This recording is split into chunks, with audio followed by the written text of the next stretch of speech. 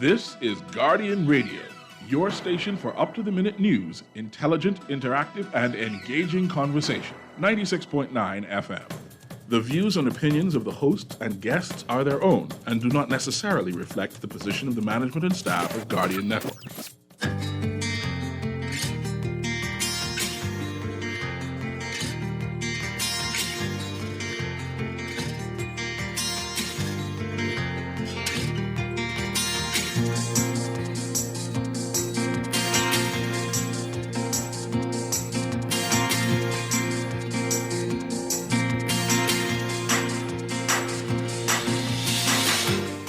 Good morning. The deficit nears $900 million as the government borrowed $2.3 billion since July.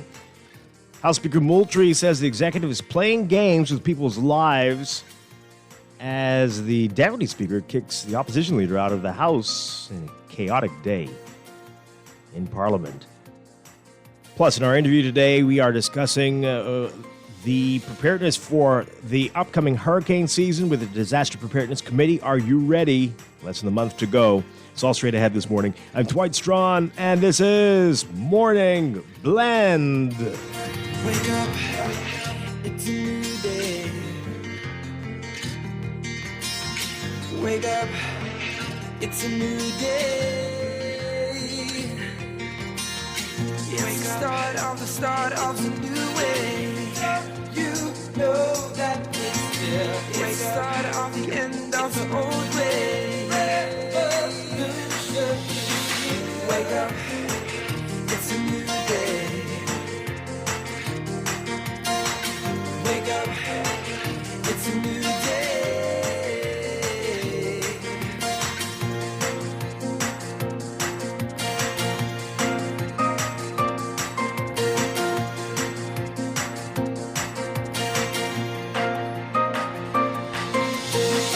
Wake up, it's a new day.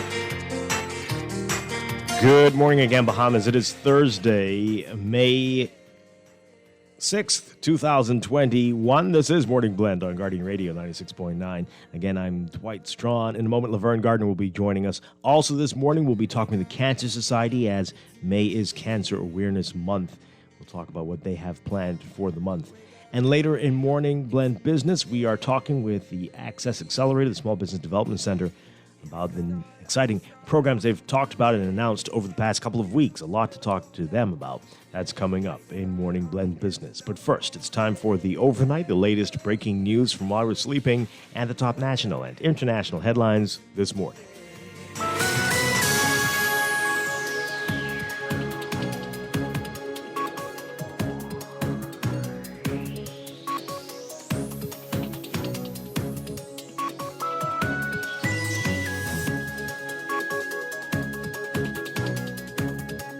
In the overnight, the far-reaching economic costs arising from the COVID pandemic and the extraordinary increases in expenditure to support social assistance programs, leading to a continued widening of the fiscal deficit to $878.2 million in the first 9 months of the current fiscal year. That's up from $251.3 million during the same period in the year prior. That's according to the Ministry of Finance. Total revenue from July 2020 to March 2021 declined by an estimated $527.4 million, or 30%, to $1.2 billion. All of this revealed in the ministry's combined 9-month fiscal snapshot and report on budgetary performance. Aggregate expenditure increased $99.5 million, or 5%, to $2.1 billion, and was boosted by significant increases in social assistance programs. $145 million. Finance charges, public debt interest, and subsidies. Recurrent expenditure increased by $129.6 million to $1.9 billion during the 9 months to March compared to the same period in the prior year. And capital expenditure decreased by 15.2% to $168 million. Since July 2020, the government borrowed $2.3 billion compared to the $936.6 million during the same period in the previous fiscal year. The Bahamas recorded its first case of COVID-19 in March 2020, and the government swiftly moved to curtail social gatherings, ordered the closure of non-essential businesses, closed countries' borders, and implemented stay-at-home orders. The move shut down a large portion of the economy for months. Constraints imposed due to the COVID-19 pandemic and the accompanying safety measures triggered a decline in commercial activity. The Ministry of Finance pointing to a 36.4% decline in value-added tax of $268.9 million to $469.8 million. 2 days after he declared that his recent issues with the executive had been resolved, House Speaker Halsum Moultrie lashing out at Prime Minister Dr. Jimenez and his cabinet, accusing them of mishandling health protocols and playing games with people's lives. This after the House clerk tested positive for COVID last week. Speaking yesterday in the House, Moultrie saying that he was concerned because they're dealing with COVID and should not be playing with people's lives. Last week, Moultrie abruptly suspended the House after claiming the executive had insisted on meeting and ignored the safety measures he suggested be implemented as a result of the COVID positive result. On Friday, testing was carried out for House staff and MPs at the Office of the Prime Minister. But the Speaker labeled this a political exercise of damage control and saving face. Speaking from the chair yesterday, Moultrie said that the testing exercise revealed discrepancies in the government's handling of contacts of COVID cases. He said, last week, a House staffer had been told it was safe for her to return to work because she had contracted COVID last year and should therefore have antibodies to protect her. However, he said, despite that same staff member testing negative for COVID-19 on Friday, she was told she must still quarantine. But he said MPs and cabinet ministers, whom Moultrie said also had contact with the House clerk, have not been required to quarantine. Later in the day, Deputy Speaker of the House, Don Saunders, named PLP leader Philip Brave Davis and ordered the Sergeant-at-Arms to remove him from the chamber after Davis refused to stand down while attempting to defend Engliston MP Glenys Hannah Martin, who was being chastised by Saunders as she attempted to make a point of order. In Westminster Parliament's naming a member is a procedure that allows the Speaker or Deputy Speaker to remove that member who is refusing to adhere to parliamentary rules of conduct. After Saunders repeatedly instructed the Sergeant-at-Arms to remove Davis from the House, 2 police officers walked up to Davis and Hannah Martin and escorted them out. The matter arose after Minister of Tourism and Aviation Dionisio de Aguilar, the MP for Freetown, contributed to debate on a compendium of insurance bills, but instead of speaking to the bills, he spoke to the Air Navigation Services Agreement between the Bahamas Air Navigation Services Authority and the U.S. FAA, which was signed earlier in the day. After de Aguilar took his seat, Hannah Martin rose on a point of order and noted that while Saunders had chastised her for straying from debate at hand, he did not do the same for de Aguilar.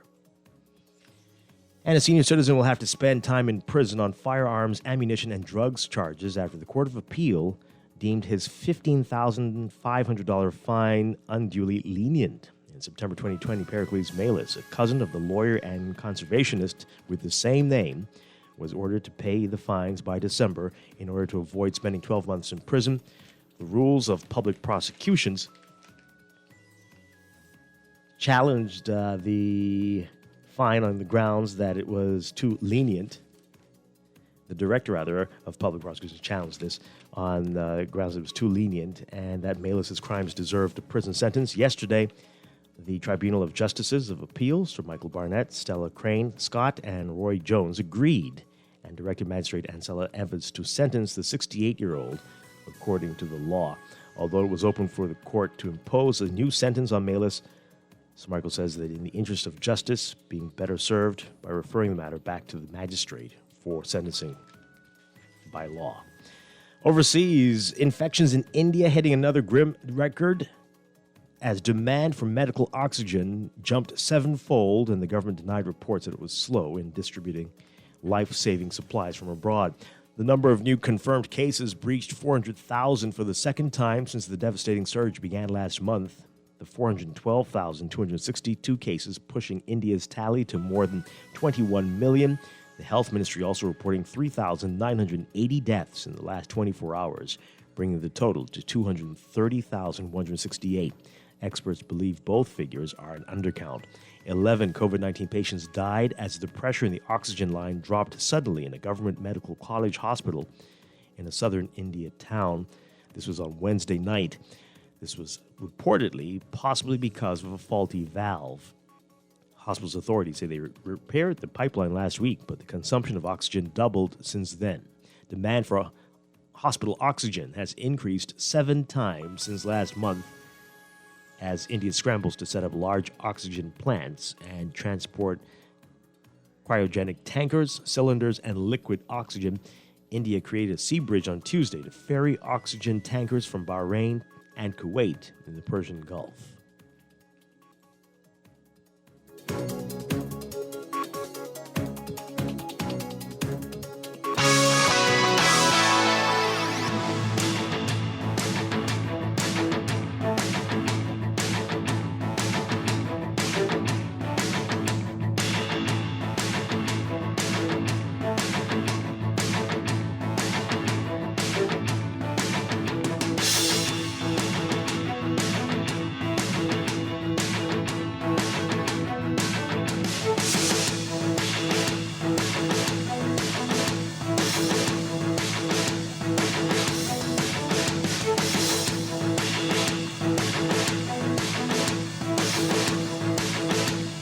In sports, after dominating play on the Florida circuit and experiencing success around the region, Bahamian professional tennis player Kevin Major Jr. prepared to take his game to the next level.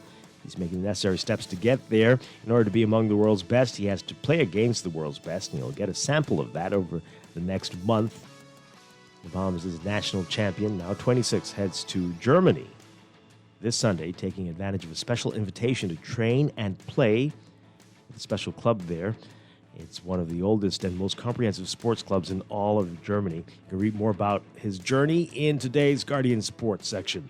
That's sports, and that's the overnight. Time for your first look at weather.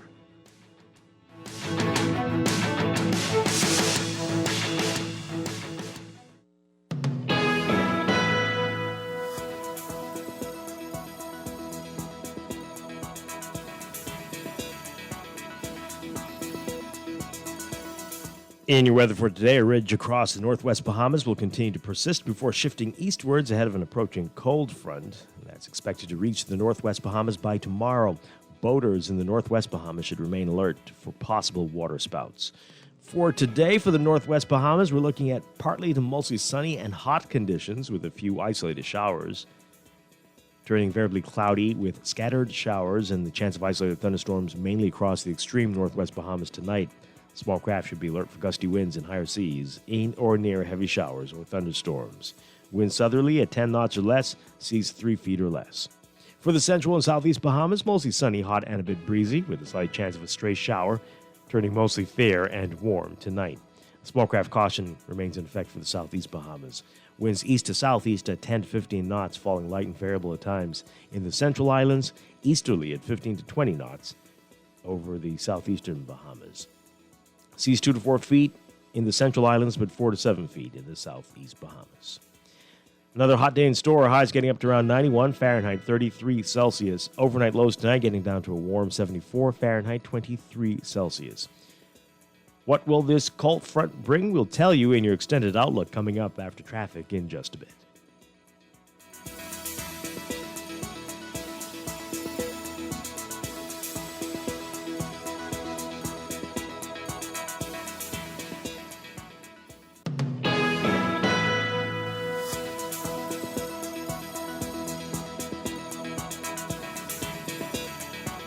It's time for a break, but when we come back, we're discussing the day's top stories right here on Morning Blend on Guardian Radio 96.9, your home for fresh news and smart talk all day.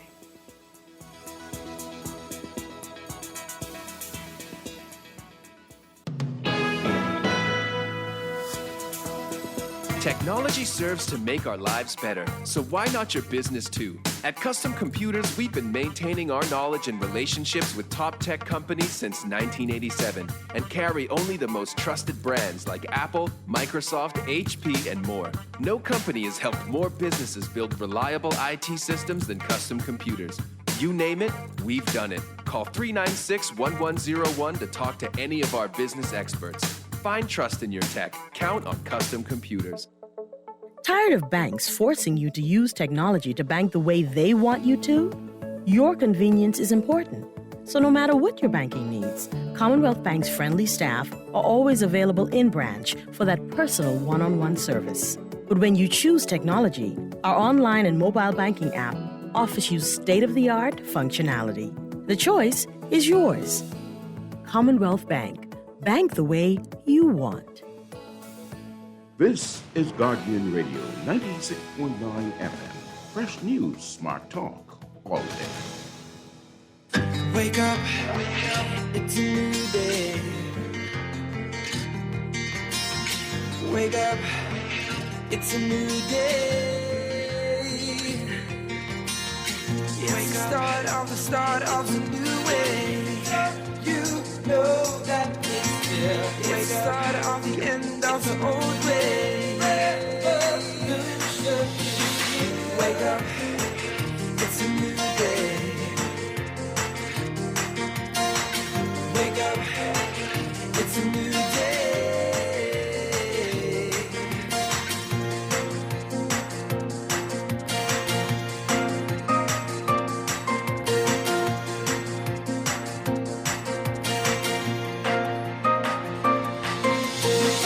Wake up, it's a new day. Wake up. Welcome back to Morning Blend here on Guardian Radio 96.9. We are streaming live on GuardianTalkRadio.com and on the Guardian Radio app for smart devices. Also on your televisions on Cable Bahamas Channel 969 and BTC Flow Channel 612. Once again, I'm Dwight Strachan. Joining me now, Laverne Gardner. Good morning, Laverne. Good morning. Good morning. How are you? Doing well. Hope you're doing well as well. Yes. All right. We have a lot to get to this morning, a lot going on. And you can join the conversation as well on Twitter at MorningBlend969 or Facebook, facebook.com/MorningBlend969. Text us 422-4796 on the Guardian Radio text line powered by BTC. Standard text rate supply. Coming up this morning, we are going to be talking about disaster preparedness. It is Disaster Preparedness Month. The hurricane season is fast approaching. And we're going to be talking about how prepared these agencies are for the hurricane season, how prepared we are as citizens for the hurricane season as well. And then in our 8 o'clock hour, we're going to be talking with the Cancer Society. May is also Cancer Awareness Month. We'll be talking with them. And so many of us have known people or are being impacted, are ourselves impacted as a result of cancer. So it's going to hit close to home for so many people this morning, but we're going to be talking about that. And later in Morning Blend Business, the Small Business Development Center, the Access Accelerator, announcing a number of new initiatives over the past few days, the past couple of weeks, and we're going to get some details about all of that this morning. But right now, let's talk about what's in the news.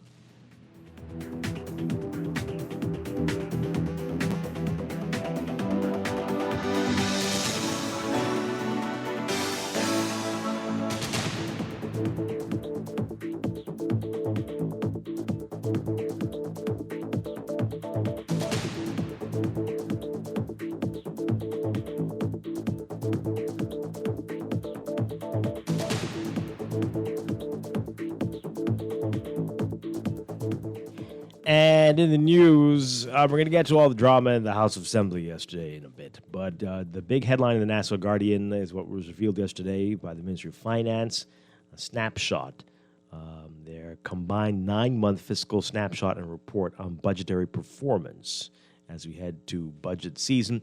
And the headline says, deficit nears $900 million as the government borrowed $2.3 billion since July. $2.3 billion since July, right? And the government is saying that this is as a result of extraordinary increases in expenditure to support social assistance programs.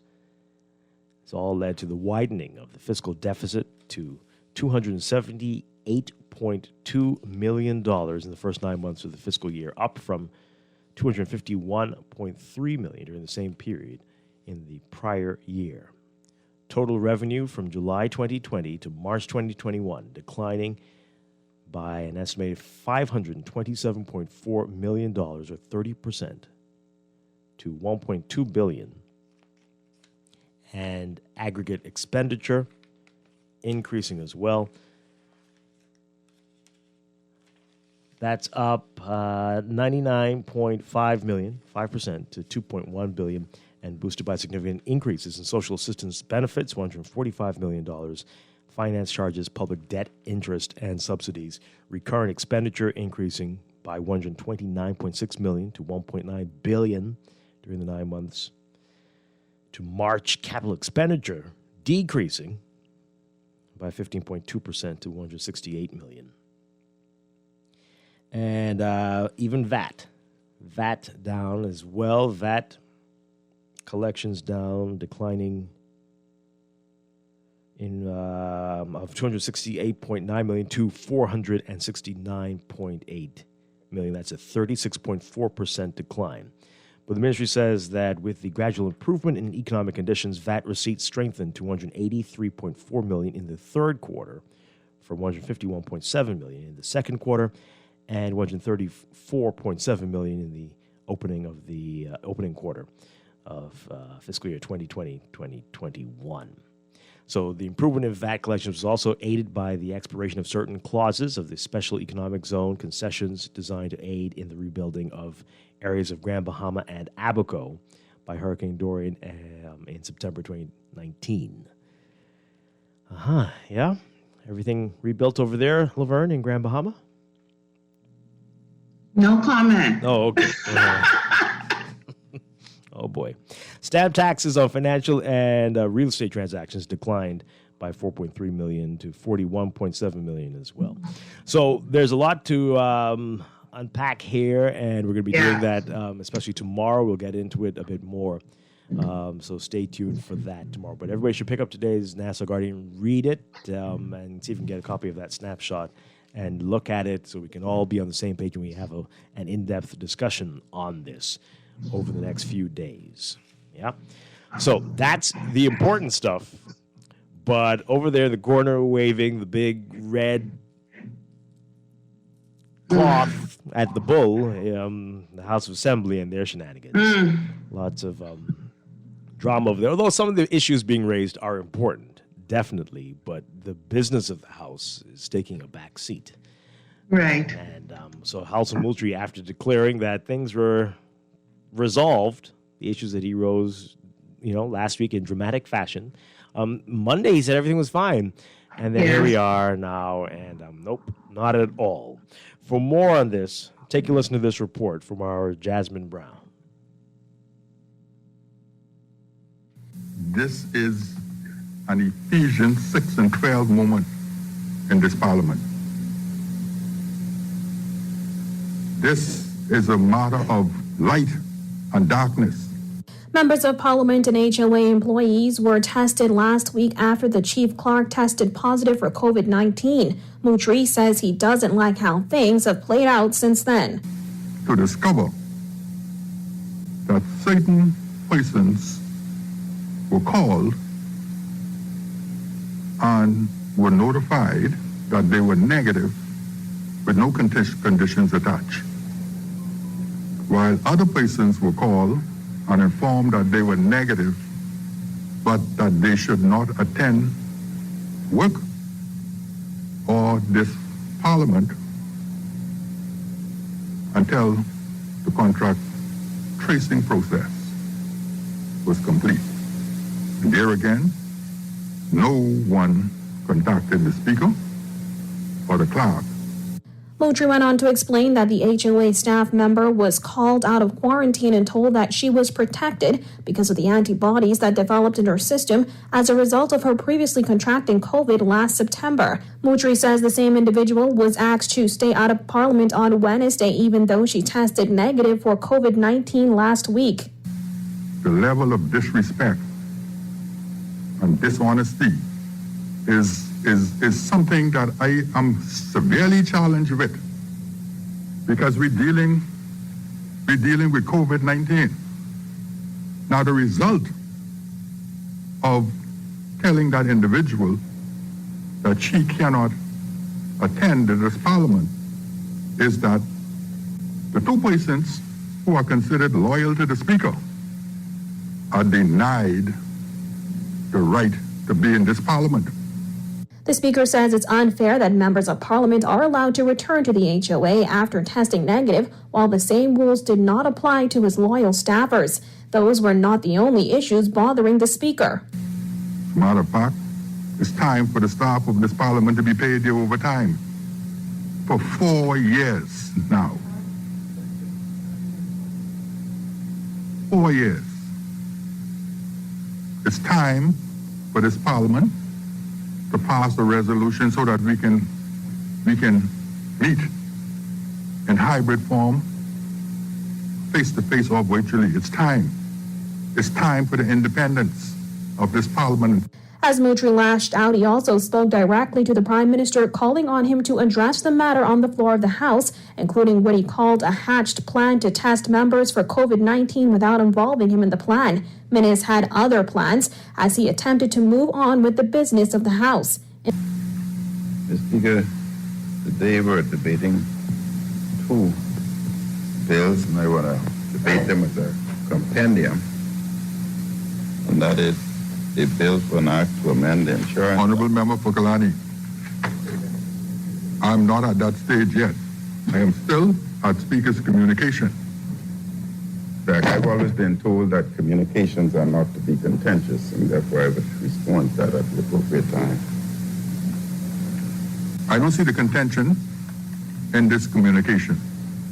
After a brief back and forth between the Speaker and MP for Yamacraw Ellsworth Johnson, acting leader of Government Business and Southern Shores MP Frankie Campbell requested a 10-minute suspension. The House resumed about 40 minutes later with no mention of the events that led to the suspension, and debate began on the Securities Industries Amendment Bill 2021. Reporting for Guardian News Network, I'm Jasmine Brown.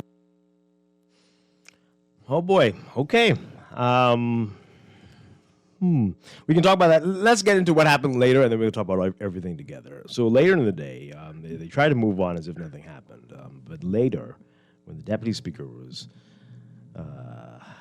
placed on Saunders, he named PLP leader Philip Davis and ordered the Sergeant-at-Arms to remove him from the chamber after Davis refused to stand down while attempting to defend Engliston MP Glenys Hanna-Martin, who was being chastised by Saunders as she attempted to make a point of order. And if you follow these things closely, you know that you can't name, well, it's not a good thing. When you name the person, you have to refer to them as the member for whichever constituency they are representing. But when you call their name, they've done something wrong and they need to go. So he named Davis, and then the police escorted Davis and Hanna-Martin out of the chamber. Hanna-Martin rose on a point of order after she noted that Dionysia Diagler, the member for Freetown, had strayed from what they were talking about, the insurance bills they were debating, to mention the Bahamas Air Navigation Services Authority, the agreement they had signed with the FAA earlier in the day. And so Hanna-Martin was like, you chastised me when I was straying. How come you didn't do it for him? And it went on. She says, this is what she said in the article in today's National Guardian, quote, "I'm so sorry Freetown didn't get the admonition Engliston got, because at least I said something about the bill. Freetown ain't say nothing about the bill, but I understand how this go, no problem." But when Hanna-Martin, the former aviation minister, proceeded to the substance of her point of order, that Diagler had provided certain misleading statements in his contribution, Saunders cut her off, seemingly becoming increasingly agitated. He said, quote, "He's finished his contribution. I don't see any reason we need to continue in this." Hanna-Martin insisted, quote, "Would you allow me to speak and then determine? Would you do that, please? Would you give Engliston that courtesy, Mr. Deputy?" I said, "The member misled this Parliament. May I address this, please?" Saunders responded, "If you rise on a point of order and you make a sentence, and in your sentence you are already alluding to issues that have already been addressed, the chair can only come to the conclusion that your point of order is going to be spoken on issues you have already raised." And this went on and on and on. And so Davis gets in, and the Deputy Speaker was trying to get control of this, and it just went into a shouting match, and then he was named, and then he had to be removed. Yeah. Okay.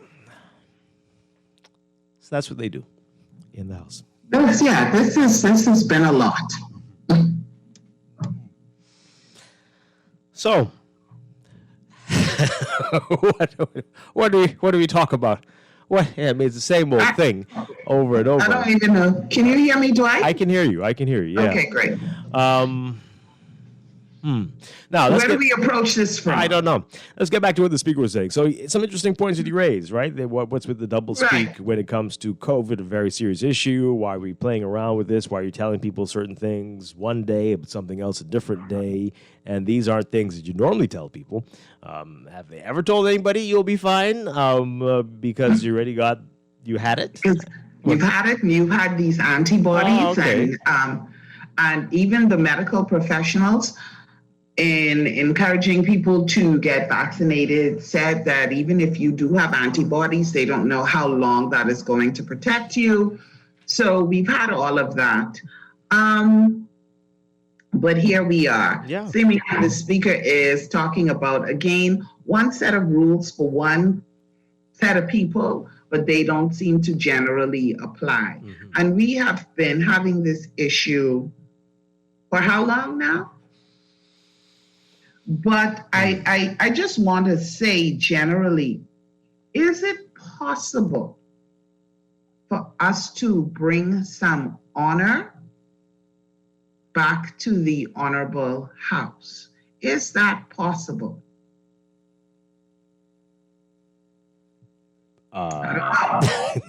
Probably not at the moment. This is crazy. This is crazy. Yeah, it is. Not we, but it appears as though personal feelings of anger, resentment, whatever is to the forefront. That's really what is coming out. Mm-hmm. And we have not learned as a people how to have differences and still move on with business. Right. Yeah. And that is our issue. We take everything personally and we react out of our feelings. We're not able to approach things in a very professional way and address the issues. If these are genuine issues that the Speaker of the House is requiring answers for or asking answers for, respond. Mm-hmm. Answer those questions and let's move on. Right.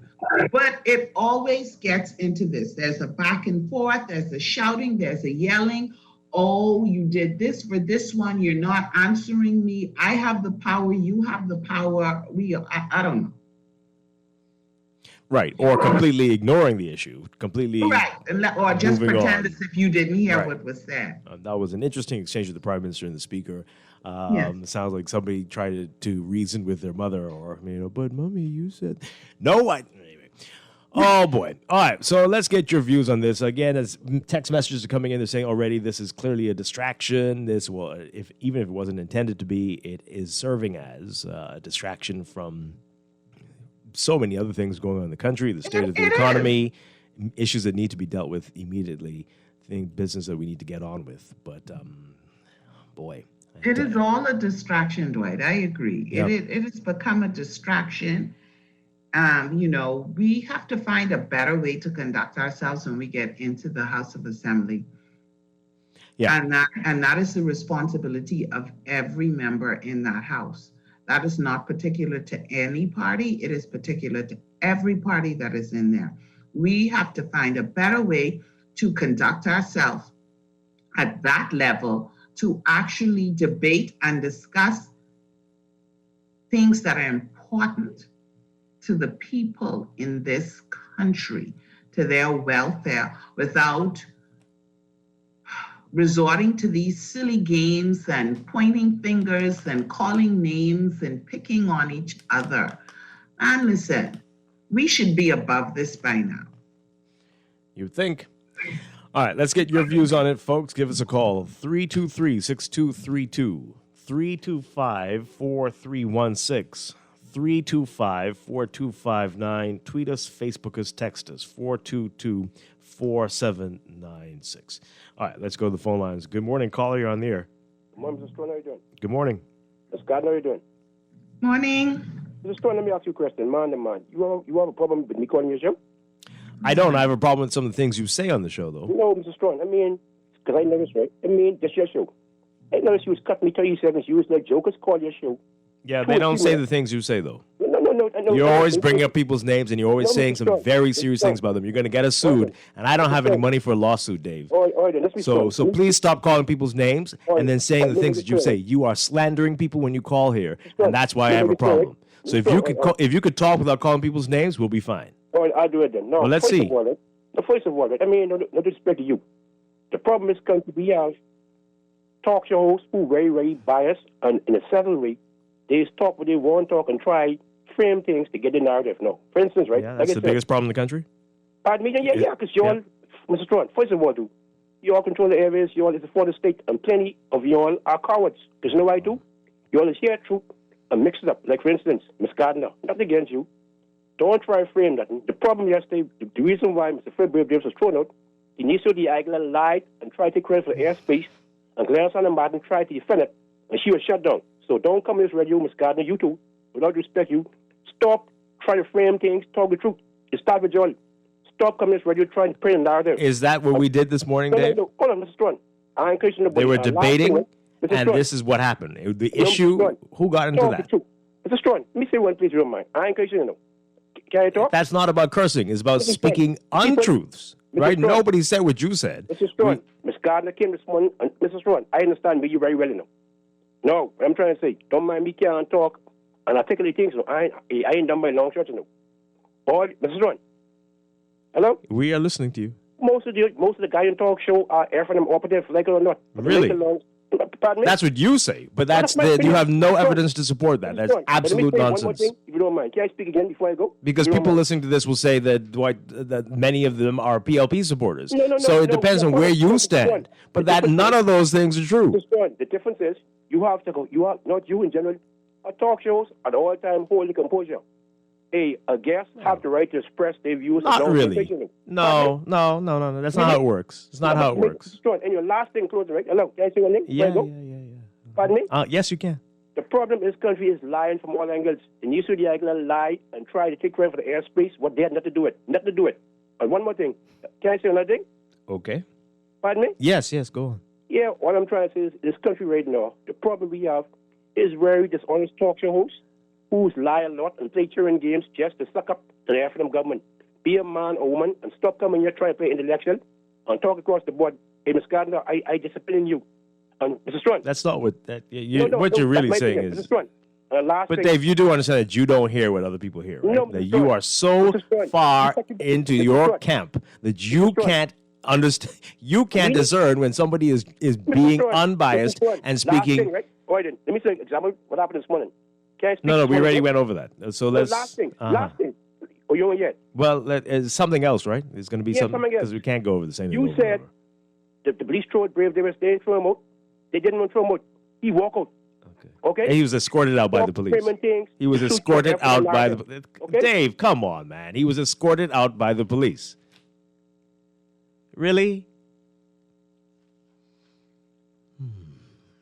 Well, folks, we don't have to say anything. You all hear it. That's how it is, right? So you hear what happens when you are so blinded by the lights.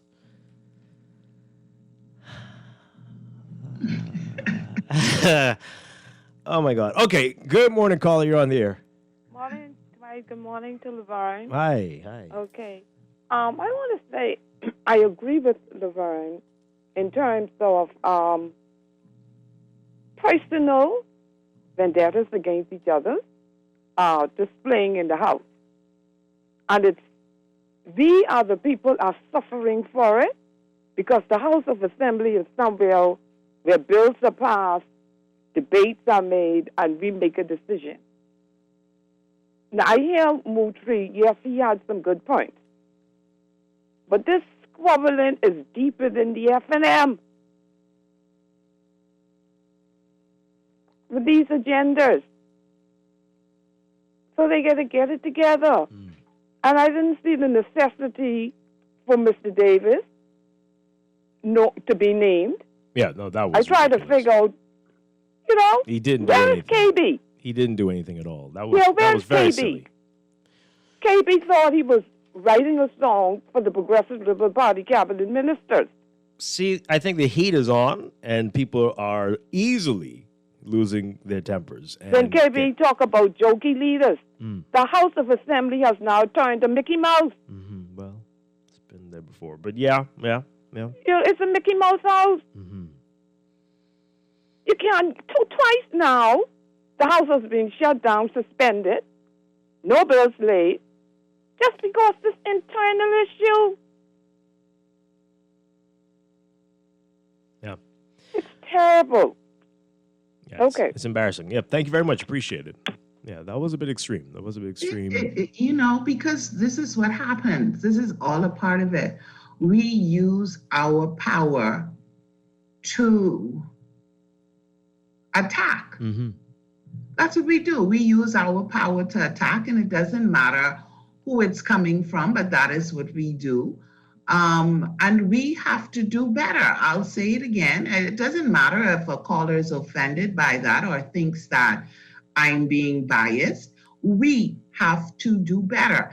Everyone in that house has to do better and has to hold themselves to a certain level of professionalism, to understand that they have a responsibility to come in that house and to debate and discuss the issues that are relevant to the progression of this country, to ensure that they do not get into these shouting matches and name calling and pointing finger, and do not exercise your power to treat someone in an unjust manner. It is everyone's responsibility in that house. We elected them. We call them our leaders. Leaders. Set a better example. Do better. Do better. Yeah. Let's take another call. Because this happens. It may not happen to this degree. It may not have happened to this degree in the past, but this happens all the time. Oh, yeah. This kind of behavior. Far too often. So I'm saying all of them do better. And if you know you have a political bias and you're offended for your party, well, so be it. Let's take this call. Good morning, caller. You're on the air. Hi, Dwight. Hi, good morning. Hi, how you doing? Doing well. On this situation with Moultrie, I think Moultrie is really upset about not getting the nomination. That's one, honestly, because he been taunting Menace, and Menace never answered, right? And you know, he went on some other radio show and was talking about Menace and stuff. So, and Menace never answered him, and I think that's really pushing him a lot. I do watch the House of Assembly every time. This situation with Don Sanders and Glennis Anna Martin, this was out of hand from she was speaking. She was taunting the speaker. She was taunting him for a little while. And I keep watching. I said, why is she being so contentious? You know? But, you know, there's something what you call, hey, let it go. I can be cool with it. She's always agitated. I don't know if y'all watch it, but she was taunting him. She was taunting Sanders, and I surprised he put up with it long, you know. But she's always contentious. You know, I watch her with the fire. She walks in and she said, "Oh, we gotta walk through the fire." What that was all about? Come on, you get to help the people. You don't have to push on no fanfare, you know. But she's a really contentious person. I understand her passion, cool. But sometimes you have to cool down and do the right thing. And like Ms. Gardner said, that particular house, this is the worst I've seen it. I mean, I've seen it worse under Alvin Smith. But this year, it's really out of hand. And I think everybody needs to cool down. And Moocher needs to stop going on these shows, talking. Some things you don't talk. Who's the Speaker of the House? That's interesting. Be cool. All right. You know what I mean? All right. Yeah. Anyway, thanks a lot, bro. Okay. Y'all have a good one. Thank you very much. Yeah, maybe that's interesting. What do you think? He does appear on some shows, not all. But is that helping or making the situation worse? He does appear on some shows and he expresses himself. I don't know. Maybe I missed it. I thought that he had resigned from the party prior to them not giving him the nomination, but whatever, let's not confuse these issues. Of course he appears and he says these things, and they're all within the hearing of the prime minister or whatever, or whomever he's speaking about, or what he's pointing out. A couple of the shows that I've heard him speak on, not all of them. So I don't need anyone to call in and say I'm being biased. I'm only speaking to what I have heard for myself. Don't worry about that. They'll say worse things. But okay. But he didn't necessarily.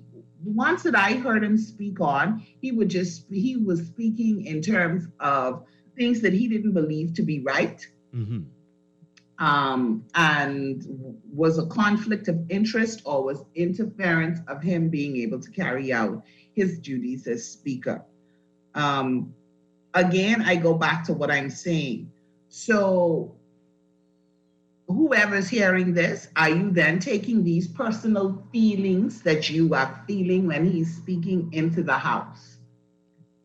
Right? And now are you reacting? Is your response based on the situation, or is it based on whatever thing you have going on personally, or whatever feelings that you may have toward the speaker? Yeah. At the end of the day, I would like for us to be we're not machines. We all have emotions and we all have triggers.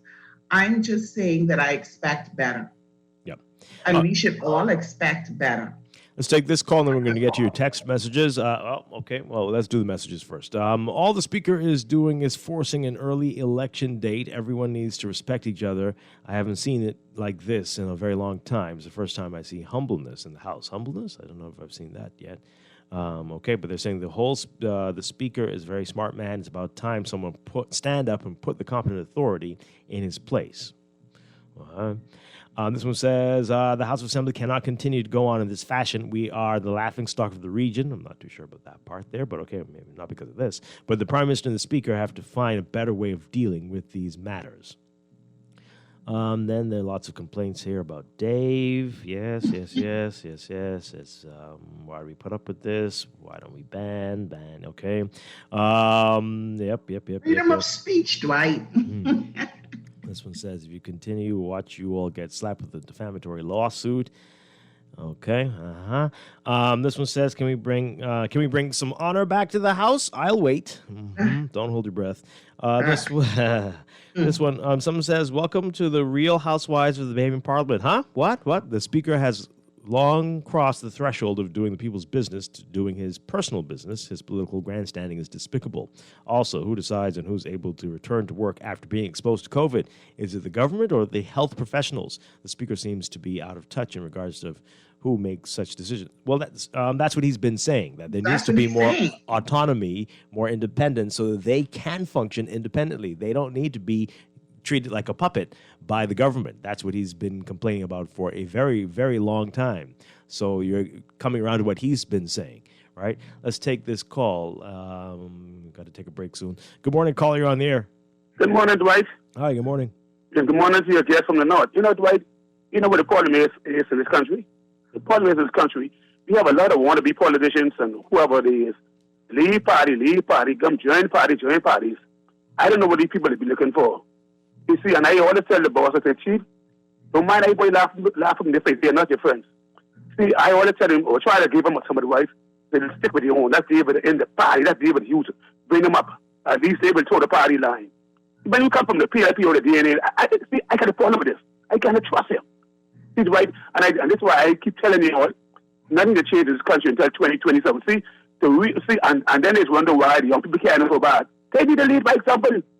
And like one that said, we are the laughing stock, man. See, they think documents are soft. Documents ain't soft, you know. But he got plenty patient. See, everybody wants to tell this man what to do. He is the Prime Minister. He's our leader. like him or not, he's still a leader. You got to respect this man. If we don't respect him, what do you think with the other people? And Dwight, come on, man, we can do better than this man. And thanks for taking my call. Okay. All right. Thanks a lot. Let's take another one. Good morning, caller. You're on the air. Good morning, Dwight. Good morning, Ms. Gardner. Hi. Good morning. Yeah, yesterday was a great example of the dysfunction within government, within these ministries, within these departments of the country, because if the person in parliament don't have their ducks in order and doing what they're supposed to do, rather than these petty partisan political bickering, the country will run even better. Let me give you an example. There's a dispute now between the water and sewage and the chief of the fire department. One saying there wasn't enough water pressure. The next saying, well, it's not us. But here's the deal, though. The main water line has at least 80 psi of water pressure. That's about a 3-inch water line. The fire trucks only need 20 psi of water to run effectively, meaning that the pump on the water truck can bump that up to 40 psi to produce enough gallons of water to put a fire out, depending on the hose size they use. So if people in the area could turn on the shower, then we know there's at least 20 psi of water coming into those homes. So obviously the problem is with the fire department. But again, this is where the dysfunction in government comes in, because if President Palmer were holding these departments accountable to make sure that these guys are doing their job properly, we wouldn't have a whole block set afire and the fire trucks can't put the fire out. I like to listen. Okay. All right. Thanks a lot. We're going to take one more call, and then we've got to go to your messages, and we've got to take a break. Good morning, caller. You're on the air. Yes, good morning, Strachan. How are you? Doing well. Awesome. Listen, Mr. Strachan, I have an issue with some of the things that I'm hearing on the talk show that gives me a problem is every government administration that we have had up to this one has taken the blame for whatever issues that may have came along while they were governing the country and while they were in power. Whatever the issue was, they took responsibility, they took the blame, or they had to deal with it. Whether they tried to shun it or whether they tried to make an excuse or whatever have you, they took the blame. But from this administration came in, every issue that they have had, every failure that they have had, the country had to share it. We had to throw it back on other leaders. They have to share it with other leaders. Well, this one did this one. And that's why this government is failing so miserably, because nobody wants them to take responsibility for their failures. You sure that's unique to them? I don't know if that's unique to them. I've been hearing that since since 92. It's been like that. Everybody blames the people who were in before. We've been stuck in this pattern for a long time. Yeah, but what I'm saying, right, I understand that. But this government, let them take responsibility for their failures, just how they want to take responsibility for all of the good things that happen. When they are failing or when things go wrong up under their administration, let them take responsibility for it. We don't have to share it with other leaders or past leaders, or this one did this and this one did that, so it's okay for them to do it. It's wrong. Don't worry, they may be doing that, but the public doesn't think like that. The public will blame them for everything. So don't worry about that. Okay, I mean, I hear you, but we can't do any better, and we can't progress as a country, if we keep making excuses for these people who are failing us, and because the country is, or certain persons in the country is making excuses for them, they feel like, hey, okay, we really just don't have to do better because they're not really holding our feet to the fire. We just need to hold their feet to the fire and expect for them to do better and tell them they have to do better, so that they will do better. That's just my take on that. Okay. All right. Thank you. Well, I think it's happening. I think it indeed is happening. All right, let's read these as we go to a break. This text here says naming Mr. Davis allowed the focus to be on that and not what happened with the PM and the speaker earlier. Well, that might have been the intention, but that I don't know if that worked exactly. No. Yep, this one here with Mrs. Hannah Martin. She rose on a point of order. This is allowed in parliamentary governance. Why deny her the point of order? Many of these things can be avoided if they understood the rules. Yep. This one here says, I support the Speaker. The Speaker is just exposing the duplicity of this government and how they treat workers. And this one here, as you listen to both sides make arguments or defend their party, it becomes patently clear that if we love you, we lie for you. And if we don't, we lie on you. Seemingly, the Bahamas is a place where objectivity goes to die. What a travesty. Oh, dear. Oh, boy. Wow. We've got to do better, folks. We've got to do better. All right, we're going to take a break. When we come back, we are talking about disaster preparedness as we approach the hurricane season for 2021. We're going to get into that. We've got a number of different agencies represented. You definitely don't want to miss this. Stay with us. This is Morning Blend on Guardian Radio 96.9. Hey, Jokey! Hey, what do you do now? Nuts! Come on! When I say a three-ring circus, that's how them clowns just be. Round you're taking picture with every fool they see. When they in the house, they joking, laughing around. All they need is them big shoes. They'll be the perfect clown. This is Guardian Radio 96.9 FM, Nassau, Bahamas. This is AP News. I'm Rita Foley.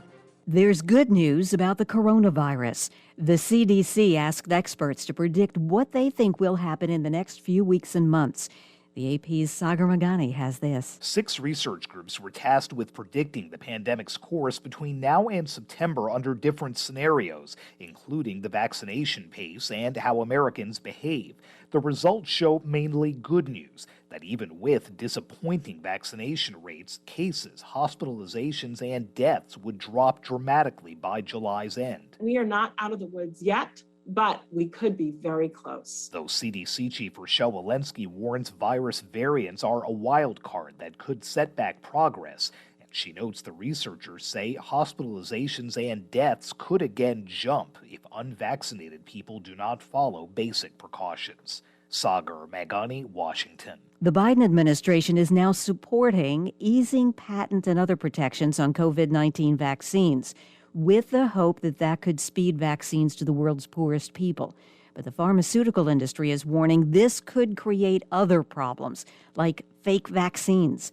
A new Education Department survey finds that most elementary and middle schools are now open for full in-person learning, but most students are continuing to learn at least partly away from school. Peloton says it will offer full refunds for the treadmills it's recalling. They cost more than $4,000. Here's our Ben Thomas. The Consumer Product Safety Commission says Peloton received 72 reports of adults, children, pets, or other items, such as exercise balls, being pulled under the rear of the treadmill. One child died following such an incident, and 29 others suffered cuts, broken bones, and other injuries. This is AP News. They're coming to about 15 states. Trillions of red-eyed black bugs, cicadas. Here's our Ed Donahue. Cicadas have been gone for 17 years. They're going to make a jailbreak. They're going to come up out of the ground. They're going to climb to vertical structures. Michael Ropp is a professor of entomology at the University of Maryland. Cicadas aren't around for long. Once they get eyeball to eyeball, the males will switch over to what we call a courtship song. That's the sound you hear when cicadas are out. If he's cool, she's going to flick her wings, make a little clicking noise. They're going to hook up. She will move to the tips of small branches. Make slits in those branches, deposit 20 to 30 eggs. She can lay up to 400 to 600 eggs. After 6 weeks, the cicada eggs will mature and hatch, and little nymphs will drop down from the tree into the ground to be seen in about another 17 years. I'm Ed Donahue. Great. Thanks, Ed. I'm Rita Foley, AP News. And we've got your first look at traffic for this morning, brought to you by RBC Royal Bank. And your real-time traffic at this hour, Smile Butler Highway, very heavy traffic from Fire Trail all the way up to Tonic Williams Darling Highway. That's the northbound lanes there. Gladstone Road looking better for you this morning, northbound. But you will see traffic getting heavier the closer you get to JFK Drive. Elsewhere, we've got Blue Hill Road just north of Soldier Road. The heavy traffic as usual as you get over that hill, heading towards Independence Drive. And already Independence Drive seeing some heavy traffic westbound, heading towards that roundabout with Blue Hill Road. We're seeing the traffic building on Carmichael eastbound towards Blue Hill Road as well. And East Street and Soldier Road at that intersection there, seeing some congestion. And pockets right now along Prince Charles Drive at major intersections. Building traffic further north on Soldier Road as you get closer to the intersection with Burnett Road, Wolf Road, and Village Road. So keep that in mind. But that's what we're seeing so far. That's your real-time traffic. We'll have another report for you just after the 8 o'clock news. Morning Blend Traffic Alert brought to you by RBC Royal Bank.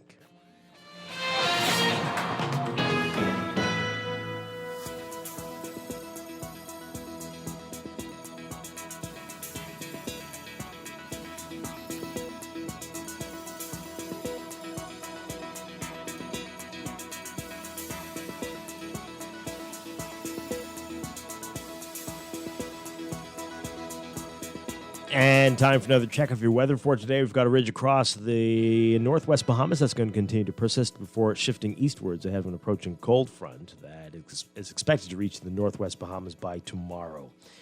Boaters in the northwest Bahamas should be alert for possible water spouts. Your forecast for the northwest Bahamas, partly mostly sunny and hot with a few isolated showers. Variable cloudiness and scattered showers and the chance of isolated thunderstorms mainly across the extreme northwest Bahamas by tonight. For the central and southeast Bahamas, mostly sunny, hot, and a bit breezy with a slight chance of a stray shower, becoming mostly fair and warm tonight. Smallcraft should be alert for gusty winds and higher seas and showers and thunderstorms in the northwest Bahamas, but smallcraft caution in effect for the central and southeastern islands. Temperature-wise, look for highs getting up to around 91 Fahrenheit, 33 Celsius. Overnight lows tonight getting down to 74 Fahrenheit, 23 Celsius. Currently in Nassau, it's about 79 degrees under partly cloudy skies. In your extended outlook, the previously mentioned cold front that we've been telling you about now for a couple of days is expected to become stationary and meander near the Exuma Keys while dissipating through Monday. What will this do for our conditions and temperatures? Well, for Friday, partly cloudy to cloudy and warm with scattered showers and the chance of isolated thunderstorms in the northwest and central Bahamas, mostly hot and sunny in the southeastern islands. Saturday, partly to mostly cloudy and warm with scattered showers and the chance of isolated thunderstorms. We're not expecting temperatures to fall much, but just to be a little more comfortable and less humid. That's your morning blend weather check brought to you by Rev Cable Bahamas. And basketball fans, you've got to sign up or upgrade to Rev Trio and enjoy NBA League Pass absolutely free. Call 601-8992 or email trio@cablebahamas.com to sign up. Rev, you and us together.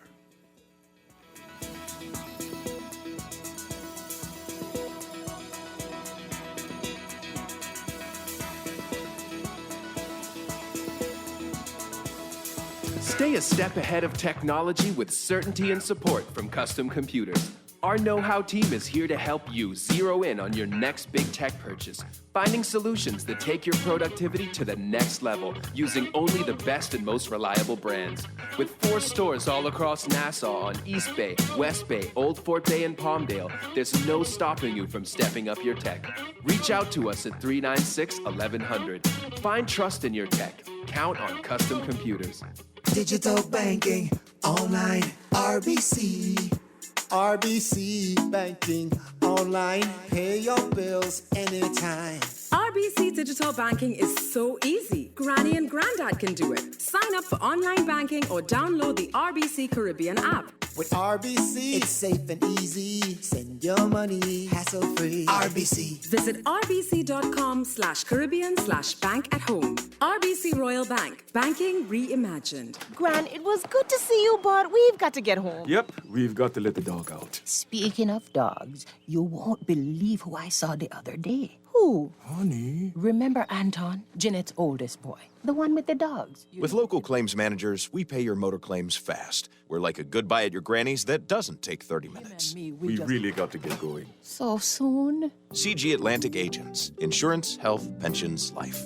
good like that. Nassau Insurance Brokers and Agents Limited, trading as CG Atlantic Agents. There's only one way to have a better morning. How? Start your mornings the best way with our 2 for $6 breakfast sandwiches at Wendy's. For a limited time, choose any 2 of your favorite breakfast sandwiches, including the fresh Strachan sack muffin, honey buttermilk chicken biscuit, double sausage muffin, or the sausage, egg, and cheese biscuit. Wash it all down with our cold brew shake or coffee. Better mornings always start at Wendy's. Wendy's, different inside and out. Excludes airport locations. Roaming just got easier. Say hello to more with our new Liberty Prime plan. With more minutes, more texts, and more data to do the things you love right here at home and even when you travel. With the all-new Liberty Prime, Liberty Premium, and Liberty Elite, you've got one less worry. Roam again. Alive. Believe in best. Believe in best.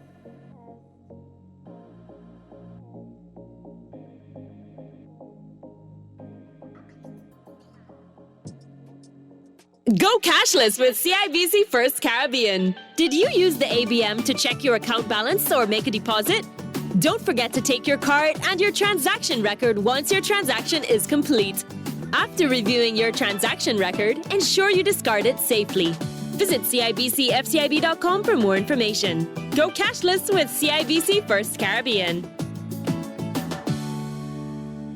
Basketball is back, baby, and so is NBA League Pass, only with Rev Trio.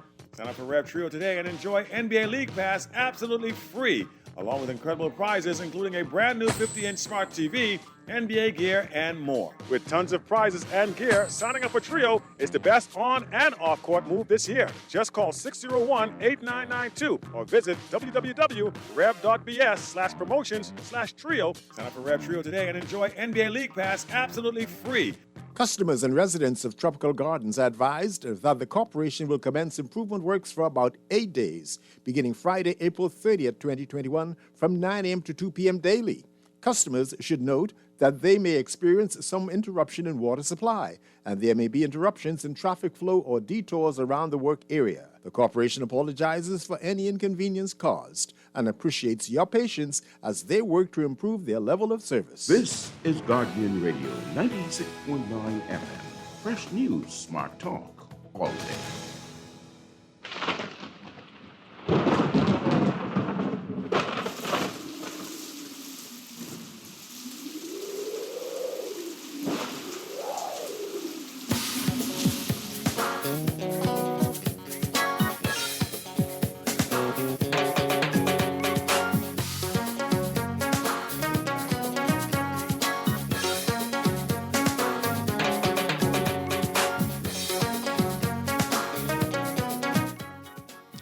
And we are back here with Morning Blend on Guardian Radio 96.9. May is Disaster Preparedness Month. That's been declared by the Ministry of Disaster Preparedness Management and Reconstruction. And we are very pleased to be talking about this morning. There are a number of agencies involved in this, mainly NEMA, the National Emergency Management Agency, and the Disaster Reconstruction Authority, but many others are here to represent the committee, the Disaster Preparedness Committee. Very pleased to have with us the Deputy Director of NEMA, Gail Ouden-Monker. We have from the Ministry of Works, Bradley King. We have from Social Services, Zenobia Coakley-Mills, and from BPL, Sterling Moss. And in studio with us, we have the Deputy Director of the Department of Meteorology, Mike Stubbs, and from the Bahamas Red Cross, Teasel Lightborn. Everybody, this is a full group we have this morning. Great to have you all with us. Good morning. Good morning to you, Dwight. Good morning. Good morning. All right. So let's see how we're going to do this. Let's begin with you, Gail Ouden-Monker, Deputy Director of NEMA. People still asking, what is NEMA's role in this compared to the DRA, and how do you differentiate? And before we get into exactly what we're going to be doing for the month, but tell us a little bit about that before we get any deeper. Okay, when we look at the Ministry of Preparedness, Management, and Reconstruction, you know,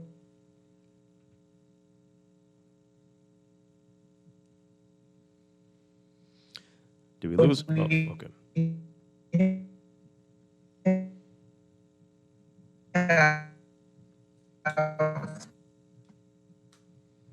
Oh boy. Okay, we're having an issue with areas, which is NEMA and the TRA. And before I get into that, I just want to make, can you, hello? You were breaking up there. We missed most of that, unfortunately. Okay, repeat your question for me. All right, so let's talk about NEMA's role now, especially since we have the DRA and we have a whole new ministry. What differentiated for us? Okay, with NEMA, NEMA, when we look at the preparedness month, the month of May has been deemed for preparedness, and we've divided it into 4 areas. And NEMA is responsible for preparedness.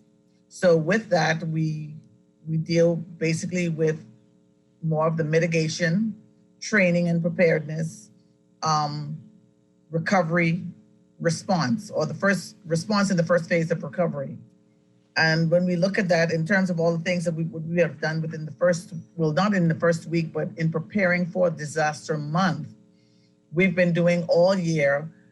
I will start with the last thing that we basically did. We've had a simulation exercise because we partnered with the U.S. Northern Command and the Pacific Disaster Center. And this was specifically geared towards the Family Islanders, where we would have done a simulation exercise testing their readiness throughout the family of islands. It started off a little slow, but as we went on, they recognized that it was more of a training to enhance their response mechanisms. And during that time, we were able, and that was done completely virtual. But we had those partners here in Nassau at NEMA, actually doing the virtual exercise with all of the Family Islanders. We included specifically the islands of Abaco, Grand Bahama, Andros, Crooked Island and Acklands, and Exuma, and Inagua. So those islands in particular actually participated within that. Also, we've had several other training. We had the CERT, which is the Community Emergency Response Team training. We had a training where we would have trained 17 instructors. And then after doing the training for the 17 instructors, we would have then trained close to 40 participants. Keeping in mind the COVID protocols, which made it sort of difficult, but we managed to get through it. Other than that, when we look at how we would have kicked off our week, we would have kicked off the week with the minister who was headed by a Minister of State, the Honorable Pakeisha Parker Edgecombe. And she put it basically all into perspective by saying that the Disaster Response Act and the adoption of the Comprehensive Disaster Management Strategy. And she went on to say that this is an integrated approach, because remember, we're thinking of comprehensive disaster management. Yeah. And it's integrated with all hazards through all the phases. So from your perspective, you are satisfied that we are prepared, we are ready for this hurricane season and for anything that may come this way over the next few months? Yes, and then we're always in a state of readiness. Remember, we're not just only preparing for hurricanes, but we prepare for anything that basically happens when we do the trainings and the simulation exercise, because we're still in a pandemic. And we did some training some years ago thinking that there would never really be this type of pandemic. And here we are within a pandemic. Ministry of Health stepped up to the plate and they did what needed to be done in terms of being the lead agency in dealing with the pandemic. And with that type of coordination, along with NEMA and all of the other agencies, I think we are working pretty well. And now we're getting ready to go into another hurricane season. Yeah. And you still have to consider these things even as you go into shelters. How do we manage persons within this pandemic, keeping them safe and moving forward? But I would leave more of that for Ms. Coakley when we talk about the shelter management. Right. All right, we'll get to Zenobia Coakley in a bit. Laverne? Yeah, I just had a question for Ms. Monica. Mrs. Monica, what role then does, because you did mention NEMA and the pandemic, what role does NEMA play with regards to the pandemic? Because I think a lot of people only think of NEMA in terms of hurricane. right? Remember when we said the theme, we are all one. We would be a coordinating agency, but again, health is the expert within the medical field. So they would take more or less of the lead in terms of giving suggestions and saying what is to be done, but we would coordinate any other, with the PPEs, the personal protective gear that they would have needed. If we needed coordination in bringing those things and in lessening the red tape for things coming in, making sure that we have things together with them. So we play a coordinating role in conjunction with health, them taking the lead in saying what happens step by step for the pandemic from a health perspective. Okay, we're going to break for news. When we come back, we're going to talk to everybody about what their agencies are doing and how ready we are. And we'll find out from Mike about the hurricane season, what we're expecting just under a month to go before it starts. Wow, can't believe we are here again. But we'll get into that after the break. This is Morning Blend on Guardian Radio 96.9.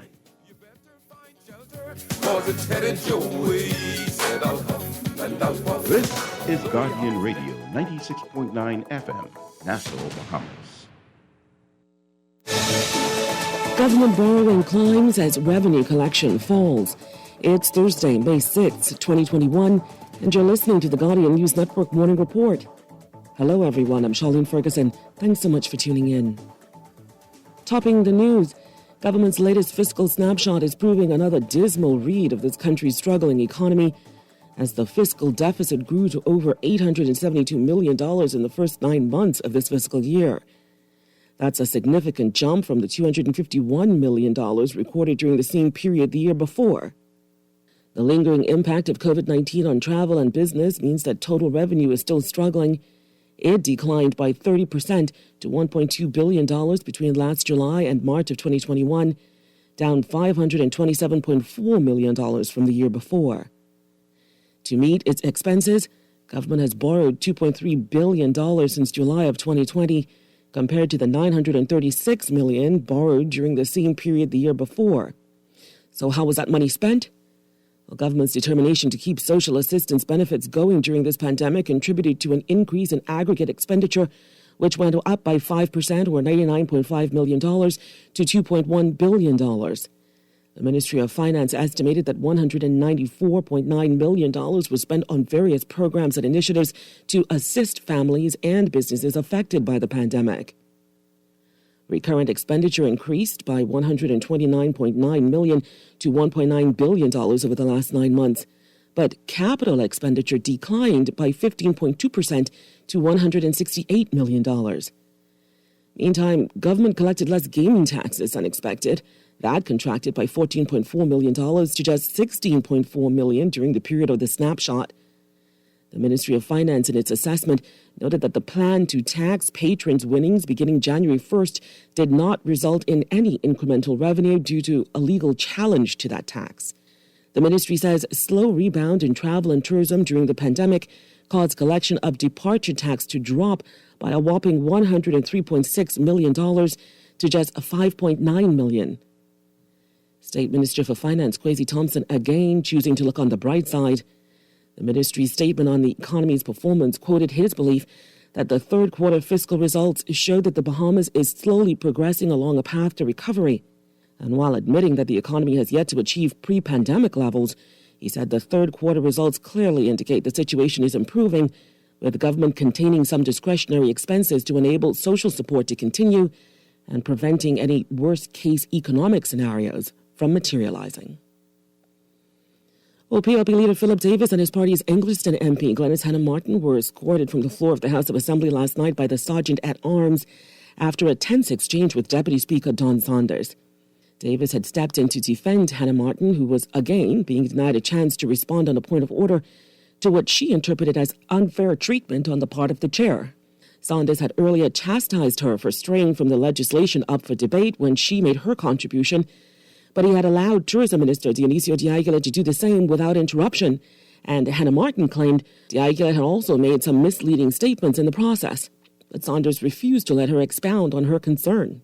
Anguston, if you raise on a point of order, and you make you make a sentence, and in your sentence, You're already alluding to issues that are already being addressed. The chair can only come to the conclusion that your point of order is going to be spoken on issues you already raised. Now, Carolyn.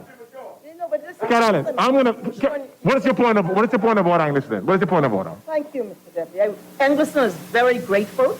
Carry on, Angliston. I don't need the condescending. I don't need the condescending statements. Just carry on. And I don't like condescending either way, Mr. Deputy. So sorry, I don't. Just carry on, Ms. Angliston. Yes, because this member demands respect in this parliament. You get respect, Angliston. Respect coming from that chair. Well, Davis eventually stepped in to support Hannah Martin and refused to back down when instructed to by the Deputy Speaker. Saunders then named Davis and had him removed from the floor. Here's that exchange.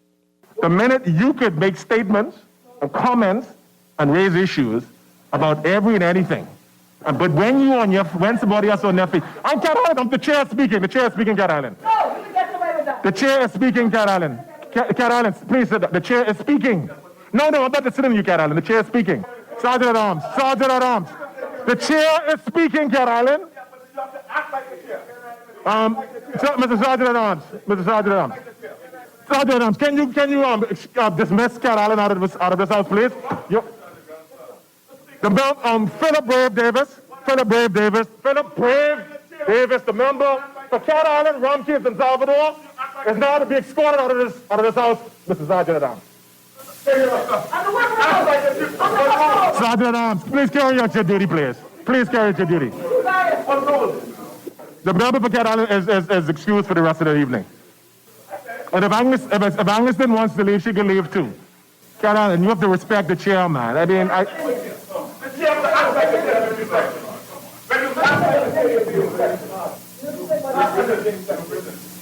Well, PLP Chairman Fred Mitchell this morning accused Saunders of breaching the parliamentary privilege of both PLP MPs by straying from normal parliamentary practice and excluding them from the House. Mitchell condemned Saunders for losing his cool. He called the Deputy Speaker's performance last night disappointing, saying he was trained to know better. Well, there were 57 new COVID-19 cases Tuesday, 51 on New Providence, 2 each on the Berry Islands and Long Island, and 1 each on Grand Bahama and Exuma. Total cases since the start of the pandemic now number 10,659. Well, Bahama officials are showing off that resort's new water park as they seek to fill hundreds of new jobs. Kyle Joaquin takes a closer look. We're expecting 450 direct jobs. We're already well underway in hiring. Hiring is underway at Baha Mar as the resort gets set to open its $200 million luxury beachfront water park, Baha Bay, which sits on 15 oceanfront acres. According to Baha Mar President Graham Davis, 60 new lifeguards began training today, with nearly 400 more staff members expected to be hired in the coming months. We'll be doing a soft opening of part of our water park here at the end of May 20th. We'll be opening up the Kids Island. That'll be Turtle Cove and Stingray Beach. We'll be opening up here, as well as our river experience and the Baja Bay Beach Club. Once it opens on July 2nd, Baja Bay will feature 24 slides, a dueling water coaster, a wave pool, action river, and first-of-its-kind surf simulator.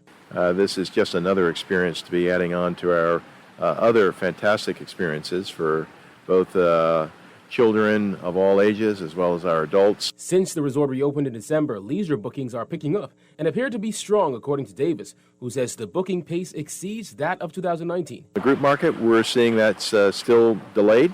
We'll probably see a pickup in Q3 and into Q4, but our leisure pace is very, very strong. We're still not at occupancy levels higher than 2019. We're still significantly behind, but we are making some great progress going forward.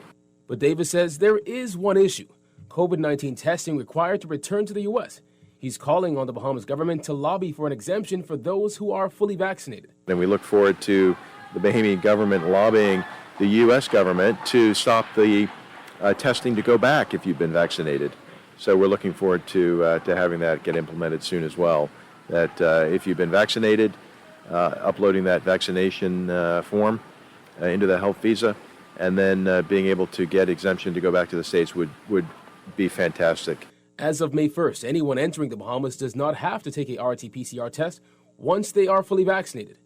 Davis says Baha Mar has conducted over 105,000 tests so far and with a positivity rate below 1%. Positivity rate still continues to be low at 0.0015. It's 1.5 guests and associates per 1,000. It's been working very well. Reporting for the Guardian News Network, I'm Kyle Joaquin. Well, Sandals Royal Bahamian is aiming for a November reopening as it carries out a multi-million-dollar renovation to that property. Jared Higgs has that. It's a $37 million investment that Sandals Resorts International Chairman Adam Stewart says isn't the first of its kind. My family and I over the years have continued to invest in the property. So we at Sandals do it differently. We're continually upgrading as we go. So this is $37 million on top of a reinvestment that never really slowed down. Sandals Royal Bahamian, the all-inclusive resort situated on the old Balmoral property on West Bay Street, opened its doors in 1995. 26 years later, a makeover of the property is well underway. From refurbished rooms to new restaurants and other amenities, Stewart says the resort is trying to be the top offering in Nassau. So what we do really well as a business is what we call the sizzle. You know, we like being the sexiest, we like being the innovators, being first. I mentioned to the minister a while ago, we're going to be building an over-the-water chapel here. That over-the-water chapel is exclusive to Sandals, according to Stewart. He says their high-end clients appear to be most active right now. On the tour today, he was joined by Tourism Minister Dionisio de Aguilar and other Sandals officials. The SRI chairman says he's confident leading up to November's reopening. I have no doubt the hotel will open fully booked out from the end of November. I mean, I can walk back and say to you that hotels that are open right now in the Sandals chain, we're seeing occupancies right now in excess of 80% are family. Hotels in Jamaica and in Turks and Caicos have paid occupancy in excess of 90% on the books. The pandemic devastated tourism in 2020, leaving thousands out of work. Tourism Minister Dionisio de Aguilar told reporters on Tuesday that the numbers are picking up, but they aren't where they used to be. We are nowhere near our 2019 numbers, and that's understandable. We're still in the throes of this pandemic, and it's going to take time as persons get vaccinated and feel safe enough to travel for them to think about a holiday. But Stewart says 980 members of staff will head back to work in November when doors reopen. With issues like mandated vaccines a hot topic, he says the resort is taking a neutral position and letting their employees decide what they want to do. We're agnostic. It's a individual's right unless the government has policy on that. Government sets policy, we follow the guidelines. So we are agnostic either which way, and we are supporting our team members with whichever pathway they choose. Reporting for the Guardian News Network, I am Jared Higgs. Stay with us, there's more news after the break. Apex Award Signs and Engraving is excited about this summer's graduation. Celebrate your graduates with high-quality custom graduation signs available at great low prices. Need custom printing on apparel, promotional merchandise printing, or photo imaging services? No problem. You can get personalized diploma covers, plaques, plates, albums, clocks, pens, pencils, and so much more.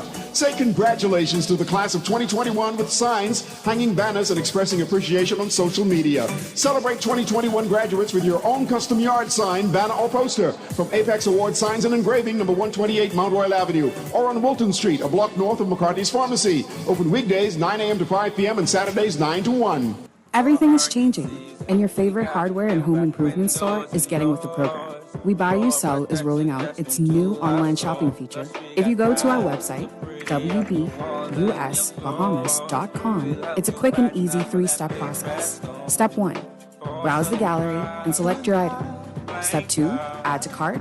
And step 3, check out. Go to our website, wbusbahamas.com, to shop with us today. Your big day coming, what you want? I know, but yours ain't too far behind, eh? Anyhow, I want Junior to give me washing machine. Washing machine? What you want washing machine for? Well, since Junior working on the island now and 3 people got to use your car, I figure we could wash right here. You got line, eh? Not yet. And if you wash here, what we can talk about? That's true. If you wash here, how we can catch capsaicin? That's true, eh? And if you ain't got no line, how we post to drying if you wash here? That's true. Okay, so what you want Junior to get you again? $1,600 worth of tokens. That's how much the washing machine costs. Now you're talking, and I'll reserve the car for every Saturday. Gone for that. So what you want for your big day? Half of them token. My lord. Summer wash. We wash you, cleans you, presses you 24/7. Tired of banks forcing you to use technology to bank the way they want you to? Your convenience is important. So no matter what your banking needs, Commonwealth Bank's friendly staff are always available in branch for that personal one-on-one service. But when you choose technology, our online and mobile banking app offers you state-of-the-art functionality. The choice is yours. Commonwealth Bank. Bank the way you want. Gran, it was good to see you, but we've got to get home. Yep, we've got to let the dog out. Speaking of dogs, you won't believe who I saw the other day. Who? Honey. Remember Anton, Jeanette's oldest boy? The one with the dogs. With local claims managers, we pay your motor claims fast. We're like a goodbye at your granny's that doesn't take 30 minutes. We really got to get going. So soon? CG Atlantic Agents. Insurance, health, pensions, life. Good like that. Nassau Insurance Brokers and Agents Limited, trading as CG Atlantic Agents. Introducing the new Slices and Sticks from Little Caesars. An unexpected combination. 4 slices of pepperoni pizza, 8 Italian cheese sticks, and 1 crazy sauce. Only for $9. Didn't expect that one, right? Grab the new Slices and Sticks at Little Caesars Oaksville, Carmichael Road, or East Street South in the Pineapple Plaza. That's 4 slices of pepperoni pizza, 8 Italian cheese sticks, and 1 crazy sauce. All for only $9. And only at Little Caesars. Pizza. If you're a business owner, get ready because the digital transformation is here. As a business owner, you now face the choice between innovation and extinction, but you don't have to get left behind. Join the click with Cable Bahamas Business Solutions and transform your office to get the competitive advantage. With innovative solutions like our fixed and mobile services, hosted PBX, Bahamas Cloud, and more, you can redefine your business. For more information on how you can join the click, contact the experts at businesssolutions@cablebahamas.com. Welcome back. After more than 50 years, the Bahamas will finally be able to collect its own overflight fees now that this government has signed an air navigation services agreement with the U.S. Federal Aviation Administration. Berthany McDermott has the details. Tourism Minister Dionisio de Aguilar estimates the deal may yield up to $350 million. As of May 1st, 2021, commercial aircrafts landing, flying over, or departing the Bahamas' airspace will start paying fees to the Bahamas Air Navigation Services Authority, or BANSA. We reckon in the first year it should be between $20 to $30 million. And then obviously right now we're in a depressed aviation sector. COVID-19 has significantly impacted the aviation sector. And we envision over time this growing to $30 to $40 million. Officials say negotiations into this agreement date back to 2004. The tourism minister says fees collected can only be used to manage and operate the country's civil aviation system. On the 1st of May 2021, all airspace users that land and take off from Bahamian airports and fly within Bahamian airspace will now pay a fee of $1 per arriving and departing passenger, plus a flat fee of $10 up to $61 for each flight, depending on the maximum takeoff weight of the aircraft. The aircraft that weighs less will pay less. The aircraft that pays more will pay more. As for airlines simply passing through the Bahamian airspace, they will pay anywhere from $8.50 to $51.60 per 100 nautical miles based on maximum takeoff weight. This means airlines will be adding a fees to ticket prices, which will then go to the International Air Transport Association, which is then sent to BANSA. The airline will build that into a ticket. Pennies, 30, 40, 50 cents, maybe $1. Obviously, the larger the plane. I don't know specifically because obviously each aircraft will attract a different fee. He added that for decades, aircrafts paid overflight fees to the Federal Aviation Administration, which was assigned 75% of Bahamian airspace. Cuba was assigned the remaining 25%. De Aguilar says the FAA will continue providing air navigation services free of charge to allow the Bahamas to build capacity to fully navigate its own airspace. However, government will pay the FAA an $80,000 annual fee for flight data. U.S. Charge d'Affaires Usha Pitts congratulated the Bahamas on the agreement. This agreement, of course, cements our cooperation for the next 10 years, so following on a history of cooperation in airspace. And it also begins a process whereby the Bahamas can take a greater ownership of their own airspace. And that's why I say it is also a great day for Bahamian patriots. So we are very thrilled with this progress that we are making together and very happy to be part of this cooperation. Reporting for the Guardian News Network, I'm Berthany McDermott. That's going to do it for local news. Stay with us. AP News is next. I bank wherever I want thanks to Scotia Online and Mobile. I bank from my garden. I bank from my living room. I also bank from my kitchen. No need to wait in line. Now when I bank with Scotia, I bank on my own time. Seniors, you too can bank your way any time of day without ever going into a branch. Find out more. To get started, visit bs.scotiabank.com/digital seniors. At Master Technicians, we have what your family traditions need, starting with industry-best refrigerators, ranges, and ovens. We also carry Whirlpool washer and dryers, dishwashers and freezers, leading KitchenAid countertop appliances, blenders, microwaves, juicers, kettles, and KitchenAid stand mixers. We even do free delivery in New Providence or to the boat of your choice. Whether you're doing the laundry, creating new memories in the kitchen, or spending family time in front of the television, Master Technicians Limited, keeping family traditions alive for more than 50 years. Serenity Gated Community. Come and see what all the buzz is about surrounding our pre-construction home packages. Already, we have successfully made it possible for multiple families to realize their dream of home ownership. It's all about value building, folks. Home investment is by far the greatest investment one will ever make, so invest with confidence. Give Desiree Mingo a call at 376-0318 today. I've been at my Penny the other day, and Penny said, Lampkin, you know, I really don't like to brag, but when I look at this showroom, I realize this is the best around. What do you say? I say, your modesty is mind-blowing. The lighting in Pendy's showroom is amazingly even and bright. It really allows you to see the tiles, whether they be ceramic, porcelain, marble, quartz, or granite. Pendy's displays allow you to see the product, uncluttered by a gazillion pieces. If you'd like to see clearly what you plan to walk on for the rest of your life, may I suggest you visit Pendy Tile on Prince Charles Drive. Maybe you should enjoy the savings at Super Value and quality supermarkets like Alma Vienna sausage, 4.6-ounce can, 79 cents. Promo's peanut butter, 18-ounce jar, $2.99. Super Value water, 1 gallon, $1.39. Fresh tomatoes, $1.49 per pound. Premium boneless chuck steak or roast, $5.99 per pound. Super Value Winton open Sundays 7 a.m. to 5 p.m. Super Value Cable Beach open Sundays 7 a.m. to 8 p.m. Reggie gone to Sunrise one day and tell Miss Wallace, I need a bond for my watch, please. Miss Wallace say, Reginald, do have a seat and we'll be with you in a minute. He say, well, you just suffer from this too. She say, suffer from what? He say, this. She say, oh, da. Well, I tries to tailor make my services them to fit the needs of all of my customers. Reggie get excited. He say, that's amazing. I get a couple of more watches. I can bring them to you to more. She say, more. He say, yeah. She say, Reggie, I'll be here from 9 o'clock in the morning. Sun Isles Watch and Clock, number 112 Montrose Avenue. Watch and clock sales and repairs for over 40 years. When I say cancer, my family didn't know if I was going to live.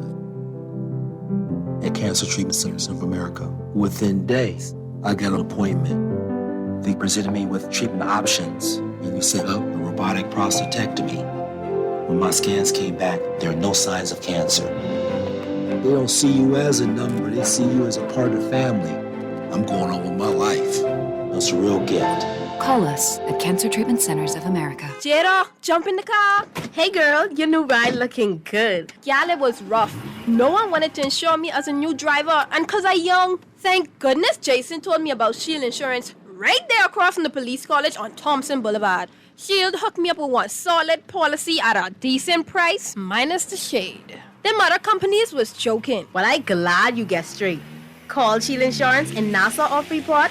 They've got you covered. Shield Insurance Agents and Brokers. This traffic report is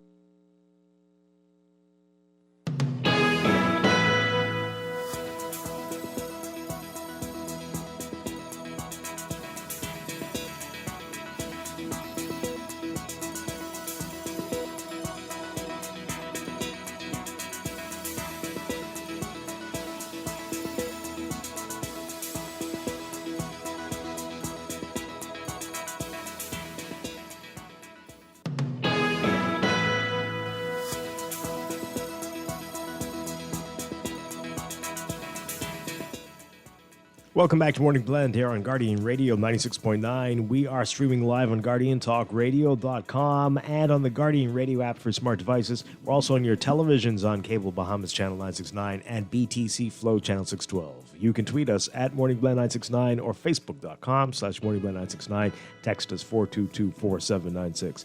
And now it's time for another check of your weather for today, brought to you by Bahamas First Insurance. Here's what's happening. We've got a ridge of high pressure across northwest Bahamas that will continue until it starts to shift eastwards ahead of an approaching cold front that's expected to finally reach the northwest Bahamas by tomorrow. Boaters in the northwest Bahamas should remain alert for possible waterspout activity. For the northwest Bahamas today, forecast calls for partly to mostly sunny and hot conditions with a few isolated showers. Variable cloudiness with scattered showers and the chance of isolated thunderstorms mainly across the extreme northwest Bahamas tonight. For the central and southeast Bahamas, mostly sunny, hot, and breezy with a chance of a stray shower, turning mostly fair and warm tonight. Smallcraft caution in effect for the southeast Bahamas. High temperatures getting up to 91 Fahrenheit, 33 Celsius. Overnight lows tonight getting down to about 74 Fahrenheit, 23 Celsius. In your extended outlook, that cold front is expected to become stationary and meander near the Exuma Keys while dissipating through Monday. So for Friday, tomorrow, look for partly cloudy to cloudy and warm conditions with scattered showers and the chance of isolated thunderstorms in the northwestern and central Bahamas, mostly sunny and hot in the southeast Bahamas. Saturday, partly to mostly cloudy and warm with scattered showers and the chance of isolated thunderstorms. That's your morning blend weather check brought to you by Bahamas First Insurance. What's first for you comes first for us.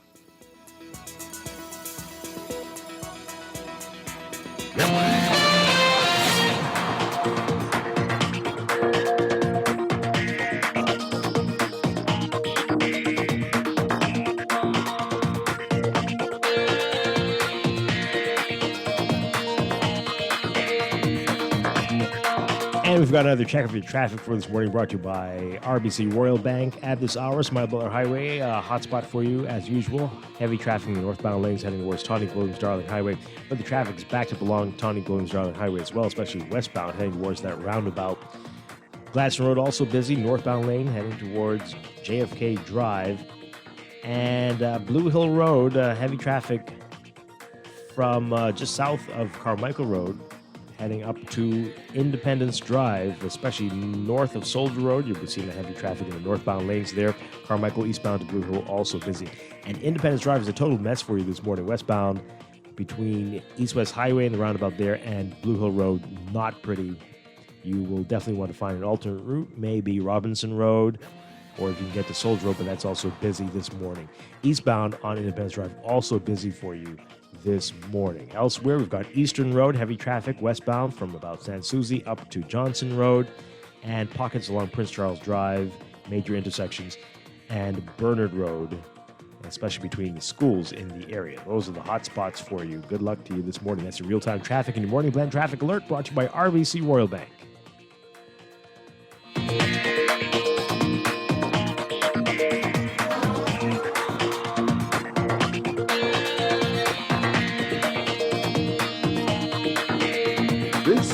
Guardian Radio 96.9 FM. Fresh news, smart talk, all day.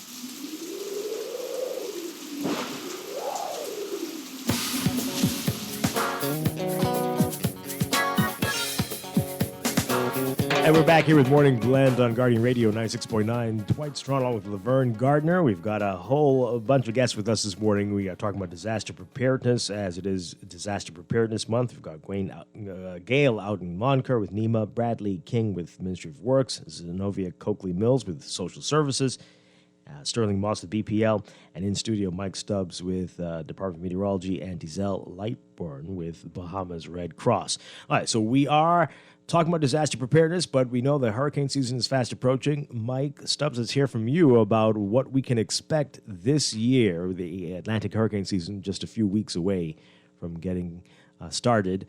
What are we looking at this year, Mike? Well, a pleasant good morning once again. And yes, we're looking for another active year like we did last year. We had about 30 named storms in the tropical Atlantic last year. I remember, that was crazy. It was crazy. Yeah. It actually was it replicated that of 2005. And, 2005, we had Wilma. And we had a little brush with Isaias just last year.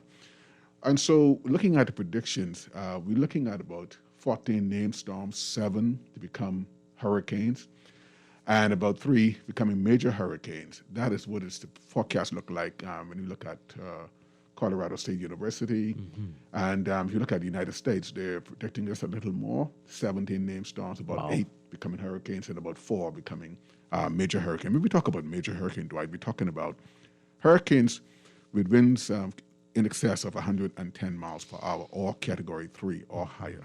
So yes, so in light of what I just mentioned, we want the public to be aware, to take the necessary action to prepare for the season. And you see, we don't want people to just look at the numbers. Of course, it is an indicator of the activity or the current season. However, we want you to be prepared, because it just takes one, to create a problem for us here in the Bahamas and the neighboring territories. So certainly, we want people to be prepared. What we've been doing, and recently in the department, we've increased our platform of coverage, that is radar coverage. So we've installed radars actually in the Ragged Island area and also Miriguana. So we've actually expanded our coverage to enhance our weather product so that we can be able to give best possible forecasts for the upcoming season. But we want people to also I wish to coin a phrase or an acronym, KYL. What I mean by that is to know your location. And what I'm saying, that persons need to know through the archipelago. If you're located in a low-lying area, you need to know what to do. If you're located near the seashore, you need to know what to do. So certainly you need to know your proximity to the nearest hurricane shelter where you can seek refuge, or the home of a family or friend. So certainly I want persons to be cognizant of that, because we've seen what would have happened during Dorian. And so certainly we don't want a repeat of that. And we want people to pay strict attention, or to take seriously the warnings issued by the department in keeping with NEMA. And so that's what it looks like currently. Right. So what's accounting for this high number of storms that we're expecting this year?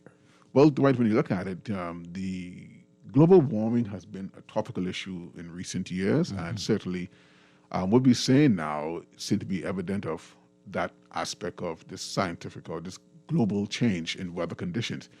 And of course, to give you an example, during the period 1981 to 2010, rather, the average storms would have been 12, and that is 6 becoming hurricanes, 3 becoming major hurricanes. But when you look at the period between 1991 to 2020, that have increased to the average named storms of 14, and 7 becoming hurricanes and 3 becoming major hurricanes. So obviously, because of what is happening globally from the global warming aspect, the warming of the sea surface temperatures, has provided the necessary fuel to generate these kind of systems. So certainly it's warmer now. The sea surface temperatures only need to reach a threshold value of a minimum of 79 degrees Fahrenheit for cyclones to form. So certainly we've been seeing that consistently increased in recent years. Wow. All right. Well, so much we can talk to you about, Mike. But we're going to have you back to get in depth, because I have so many questions every year when we hear about Saharan dust and how that can influence a storm. We just wonder if we are there at the point where we can manipulate these things. If we have the technology that we can diminish the impact of a hurricane and what consequences that would bring. But that sounds like a whole other show. But we'll have you back for that one. All right, so we always get nervous around this time, though, when we talk about storms and electricity. So Sterling Moss, that's where you come in with BPL. How ready is BPL for this upcoming season? Yes, BPL continues to make ready ourselves for the summer, for the hurricane season. We've really started our preparation at the beginning of the year. One of the things that we do in preparation for storms is, of course, ordering excess hurricane stock. And so that would have been started. We order the typical things that you would expect that may be impacted during the storm: poles, transformers, lines. That's well underway. With trimming, you know that vegetation impacts our overhead network significantly. So our teams have been in cross-country trimming, South Beach, in our Imperial Park, And so those are the areas that tend to cause a lot of pain for us during storms. So that trimming initiative is continuing. And then for preparation in terms of rotten bowl assessment, we look at rotten bowls, replace them, and you would see some grid hardening going on our network. You travel along Prince Charles Drive, you see what we call H3 poles that are designed to withstand higher amount of winds from storms. And so that is a process that is ongoing. Maybe I could just take a minute and just encourage your guests and all Bahamians particularly to think of a storm in terms of preparation, mental preparation. Storms are going to impact us. We know that from Dorian. So prepare mentally. And then there's some practical things you have to do at home with respect to your electrical infrastructure. And if you want me to, I can talk about that in brief.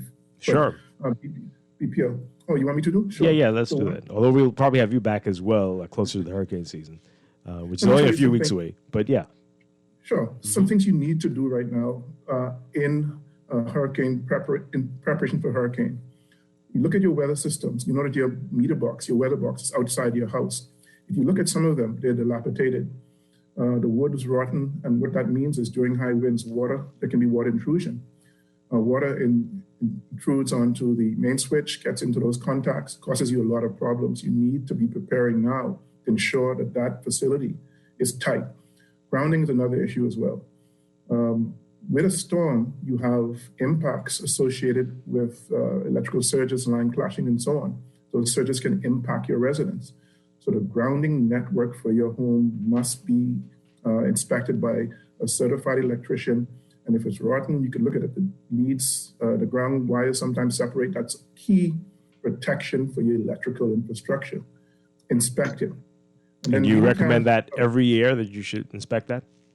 Typically, we see corrosion rates around about 5 to 10 years, maybe around 10 years. I would recommend that those systems be inspected in 5-year cycles. So okay.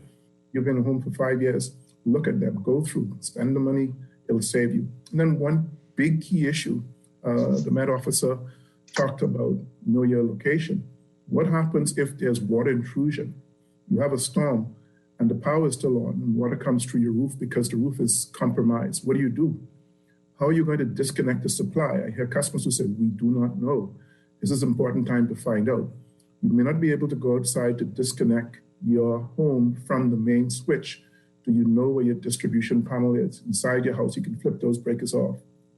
You think about having a pair of rubber boots if you're in a flood-prone area. The big issue is, the big concern is stay alert, don't get hurt.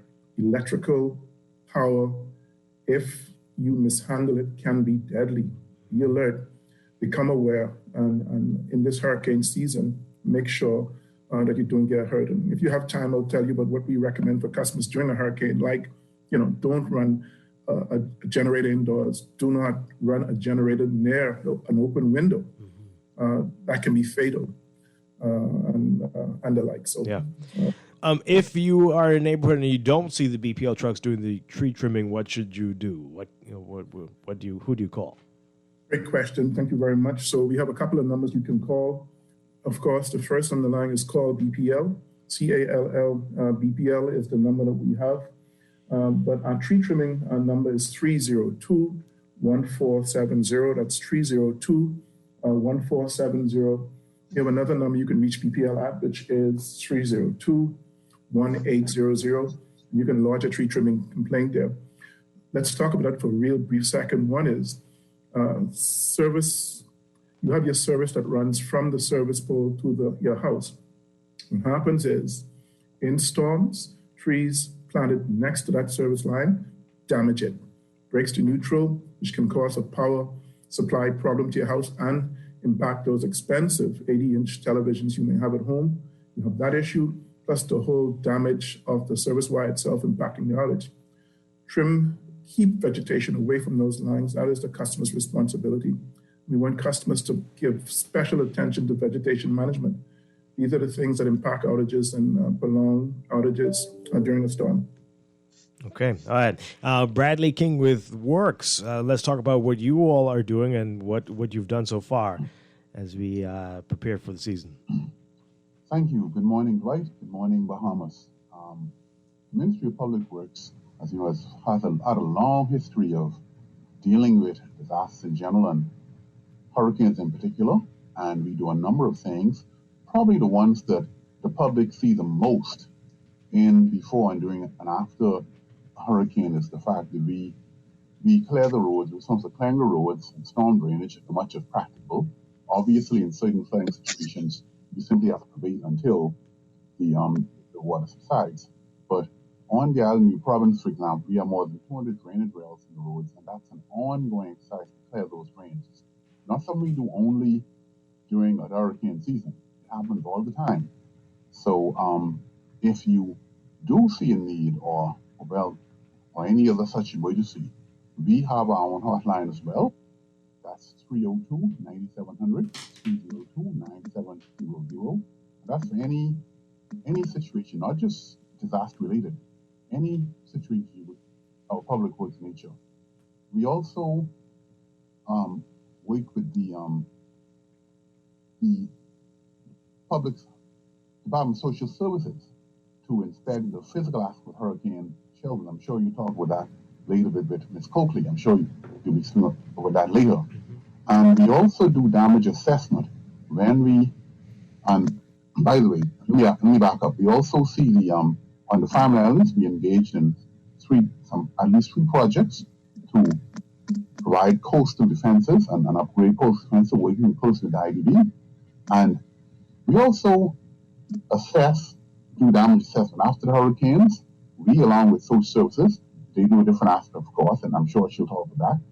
We go and we assess the extent of physical damage. Our job is physical damage. So when we have the press conference, the Prime Minister speaks for that extent of physical damage, a lot of that in terms of structures, etc. Of course, the corporations like BPL does their own assessment, and they all have their plans in place for that. But in terms of damaged structures, reporting numbers, etc., and last year, after Dorian, we now do it electronically with an app provided by the United Nations Development Program. We also secured government buildings in advance of hurricanes. In response to that, make sure that the government buildings, those assets are secured. It's an ongoing thing which people don't think about in regards to disaster, but very, very important, especially in Dorian, is we develop and we enforce the Bahamas Building Code. That's not something, and again, that's an ongoing thing, and we are now engaged, by the way, in exercise to produce the fourth edition of the code. That's being worked on, and we're excited about that. And the others, and beyond that, we simply work closely with NEMA, heading the subcommittee there, the emergency service function dealing with engineering and public works. So the Ministry of Works is privileged and pleased to serve the Bahamian people regards to infrastructural development, protection, and regulations. And hopefully we'll get into details of that later as you see fit.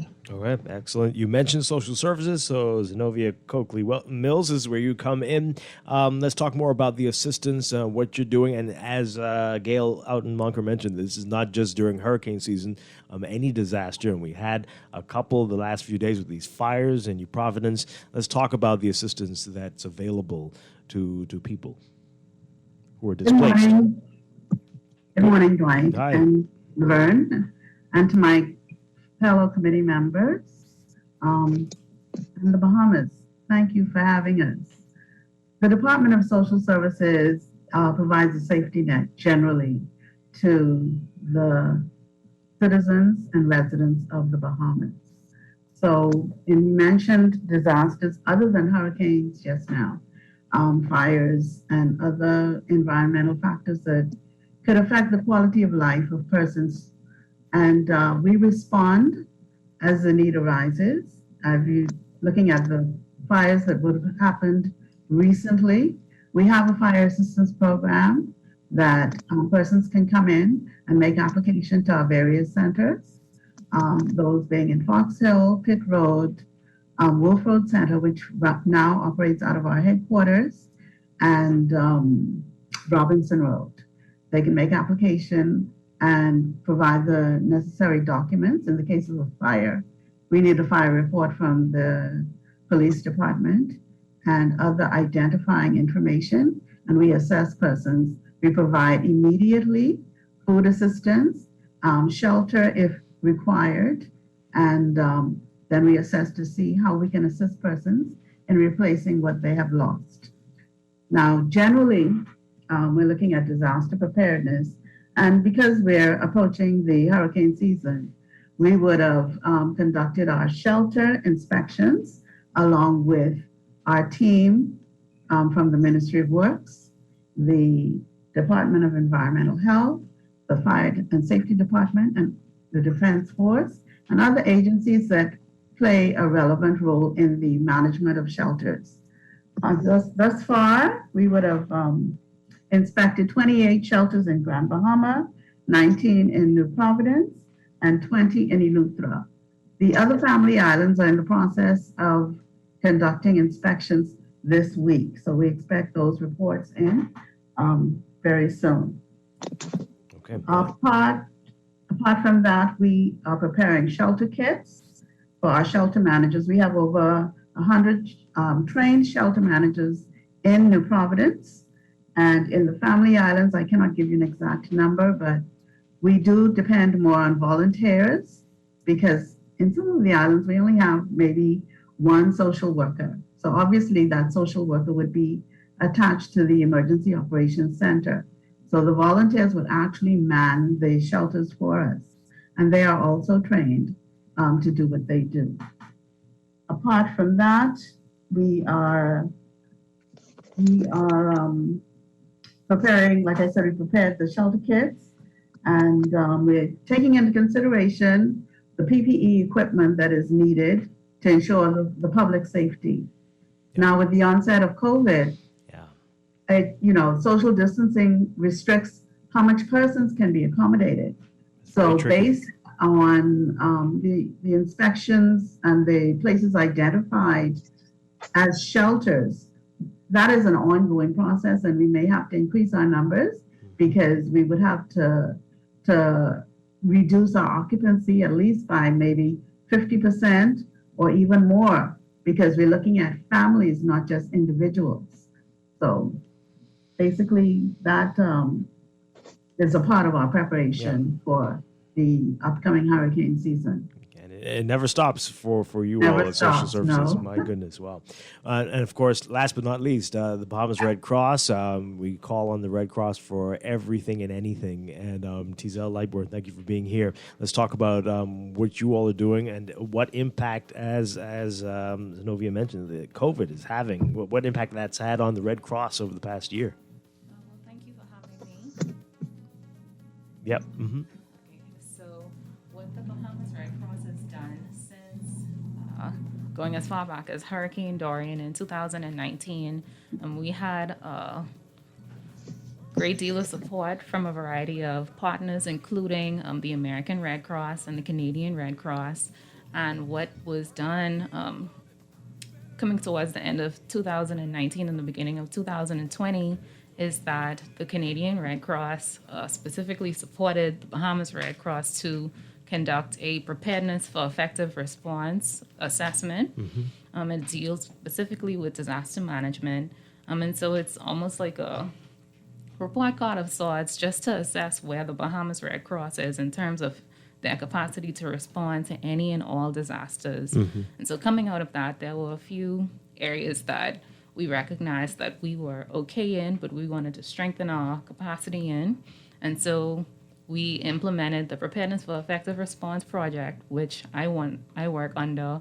And so it's a 2-year project where we specifically focus on training for staff and volunteers in a variety of areas, such as protection, gender, and inclusion. That one is a cross-cutting theme just because we recognize that during disasters, people who may be marginalized may become especially vulnerable during disasters. And so we want to ensure that protection, gender, and inclusion is incorporated into everything that we do, specifically dealing with sex, age, and disability, as well as immigration status. You know, the Bahamas Red Cross is neutral and we're impartial, and so we support all. Aside from the trainings, we are also developing policies. And just yesterday, we had a working consultation group to develop our disaster risk management policy. From that, we would also develop a strategy plan so that we have strategic steps to know how to respond to disasters. Aside from that, we're also working on implementing an emergency operations center. So we've always had it, but now we're working to develop an actual structure. Right. And so we're procuring supplies. So through PER, these are the different things that we're doing.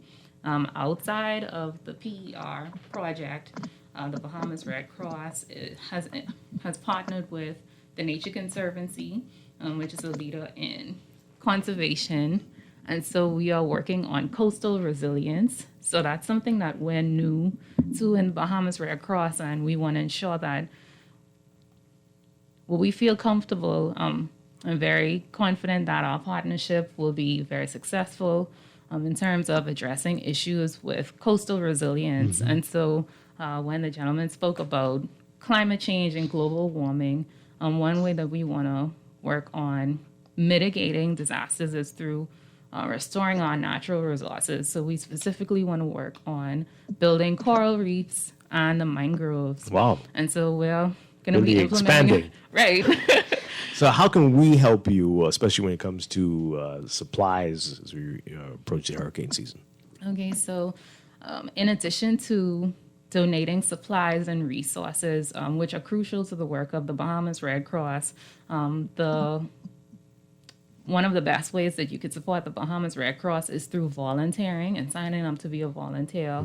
Mm-hmm. One of the main activities that the Preparedness for Effective Response Project and the Bahamas Red Cross at large is working on is recruiting and retaining volunteers. We're looking to recruit more male volunteers. So women are predominantly the ones who volunteer a lot, but we're looking forward to having more men who are able-bodied. Aside from that, we're looking to recruit diverse populations. And so those who may come from the Creole-speaking population, we know that our country is more than just its Bahamian citizens. And so we want our volunteer base to represent who is reflected here, mm-hmm. regardless of their immigration status or anything like that. The Bahamas Red Cross supports all. And so we look forward to having as many volunteers come in as possible. Yes, definitely the volunteer recruitment and retention, that's something that's essential to the Bahamas Red Cross right now. All right. So, Gail, we're going to allow you to have the final word there. How can people reach NEMA if they want more information, if they want to be a part of what you're doing as we lead up to the hurricane season and even into the hurricane season? What can people do? Well, as most of my colleagues would have said, good morning again. We have a on the NEMA website. You can go onto the NEMA website, which is www.nema@bahamas.gov.bs. So you will get some information there. But also, not only that, to prepare yourselves when we look at some of the things that you would need as individuals while at home. Like we said, when you go to the store, just pick up an extra tin or two of whatever it is that you're doing, whether it's your a tin of spaghetti, tuna, sardine, those sort of things, dry goods. When you look at your crackers, make sure you have your water available. You have your what's known as not electric can openers, but your more it's the old style manual ones. can openers, right? Mm-hmm. Your radio, your batteries, those sort of things, and stay in tune. Yeah. Reach us in NEMA at 322-6081 or 322-6085. And we're more than happy to give you more information as it relates to that. Okay. Also wanted to mention, just before we leave, when we think about NEMA, we all speak with one voice because we have one response and many moving parts. And you see each agency are the moving parts to help us along with this one response and one voice. Yeah. And that is your theme this year. We are all NEMA. We are all NEMA, stronger than ever. Wow. Okay. Wonderful stuff. Gail out in Monkert, Bradley King, Zenobia Coakley Mills, Sterling Moss, and in studio Mike Stokes and Tizelle Lightbourne. Thank you all so much. Great information there. We're looking to you all to help us through these difficult months that are coming ahead. Hopefully, they won't be that difficult for us. So we have enough to deal with. But we're going to take a break. Thank you all again. Appreciate it. When we come back, May is also Cancer Awareness Month. We're going to be talking about that. Stay with us. This is Morning Blend on Guardian Radio 96.9. Dark in the sky, but I can see. My eye is near the center. Grant, it was good to see you, but we've got to get home. Yep, we've got to let the dog out. Speaking of dogs, you won't believe who I saw the other day. Who? Honey. Remember Anton, Jeanette's oldest boy? The one with the dogs. With local claims managers, we pay your motor claims fast. We're like a goodbye at your granny's that doesn't take 30 minutes. We really got to get going. So soon? CG Atlantic Agents. Insurance, health, pensions, life. Good like that. Nassau Insurance Brokers and Agents Limited, trading as CG Atlantic Agents. You invest in your children, your home, and your community. But are you investing in your financial future? At CFAL, we specialize in investment management, retirement planning, mutual funds, and private wealth management. Our team of experts never stops helping you plan for tomorrow. Because tomorrow begins today. Call us at 502-7010 to see what our financial advisors can do for you. CFAL, growing wealth for future generations. The best place to get a new iPhone is at BTC. Make the iPhone 12 mini yours for just $199. That's big savings to go with our sweet postpaid value of unlimited local calls, international minutes, roaming data and minutes, plus all the data you need. Stream, share, and stay connected on the best LTE network when you switch to BTC. Visit a store to sign up today and get the iPhone 12 mini for just $199. Conditions apply. Screws and Fasteners World, Balfour Avenue and Palm Beach Street, has those hard-to-find fasteners for you right now. You can find stainless steel regular hex, carriage bolts, galvanized bolts, threaded rods, nails, self-tap screws, sex bolts, anchor bolts, turnbuckles, masonry tools, hand tools, and weed whacker strings. Check out the rope selection and car body fasteners, too. Special orders are welcome. It's your #1 fastener store. Screws and Fasteners World, Balfour Avenue and Palm Beach Streets. Call 326-1976. Cash is what we have been using for generations, but it's no longer the only way to pay or receive money. That is great news for business owners. I'm Lasagna Mizik, Managing Director at RBC Royal Bank, encouraging you to find out how going cashless can benefit your business with faster transactions and settlements, better cash flow management, plus reduce risk of theft. Learn more at rbc.com/Caribbean/go cashless. RBC Royal Bank. Banking reimagined. Roaming just got easier. Say hello to more with our new Liberty Prime plan. With more minutes, more texts, and more data to do the things you love right here at home and even when you travel. With the all-new Liberty Prime, Liberty Premium, and Liberty Elite, you've got one less worry. Roam again. Alive. Believe in best. Believe in best.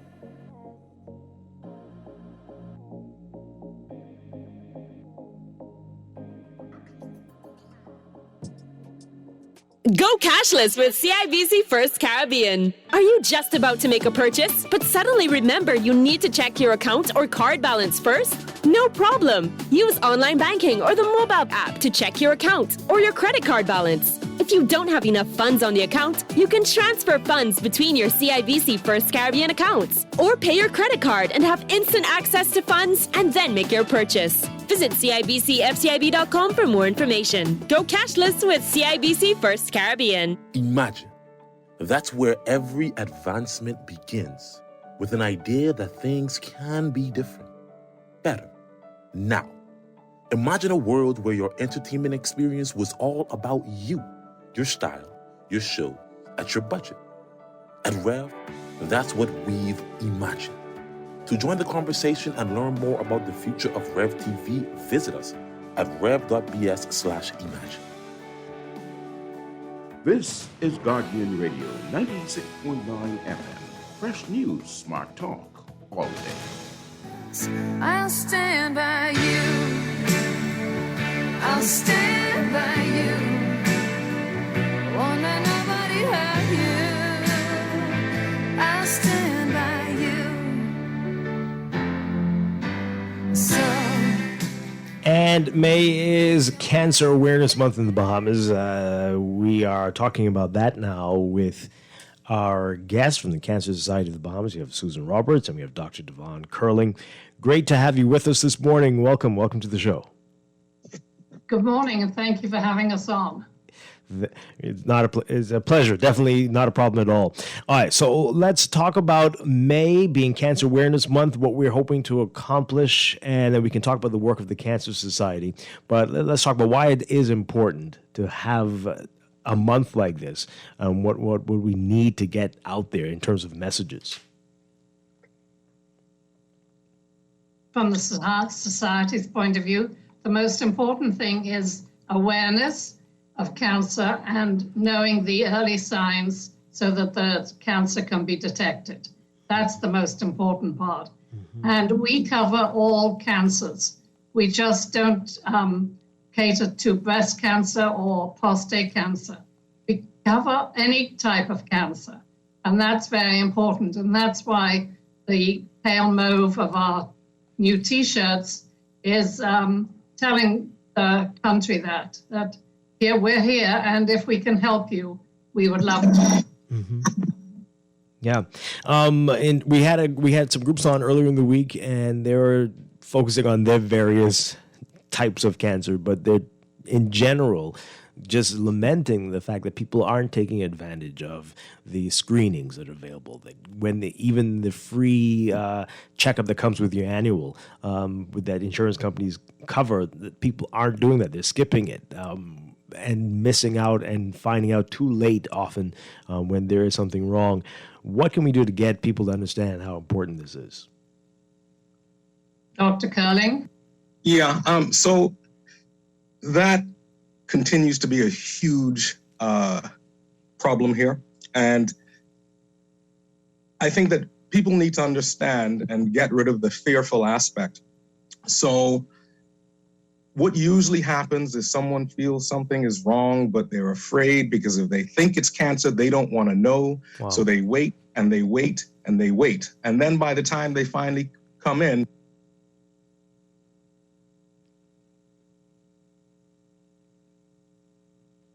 do we lose Dr. Curling? Did we lose everybody?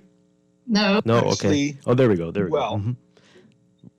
We missed a part of what you were saying, Dr. Curling. Yeah. Okay, yeah. No. So the Bahamian people need to realize that the majority of people that get diagnosed with cancer go on to live long lives. Our issue is that survivors don't really tell their stories. We're a really closed kind of society. So everybody hears about the people that die, but the people that are alive and went through it, most of them want to keep that closed. The most common cancers in the Bahamas, breast, colon, cervix, those are all of the cancers that we can screen for. So it's really frustrating for us on the medical side when we see people that come in with these huge tumors that had we caught them a lot earlier, we'd be having a completely different discussion. Mm-hmm.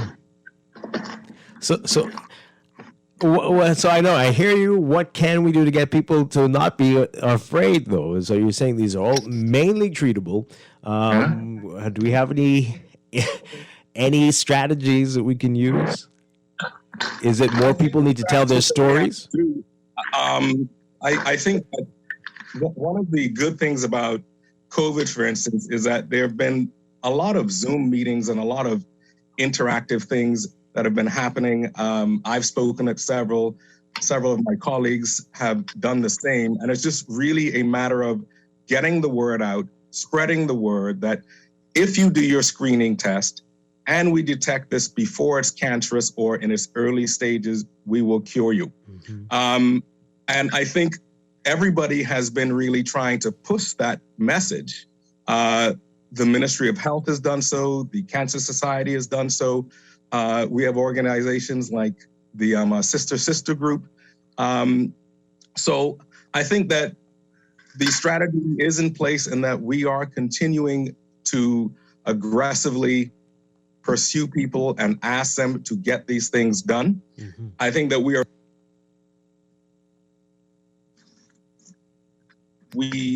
have patients that are now starting to speak out.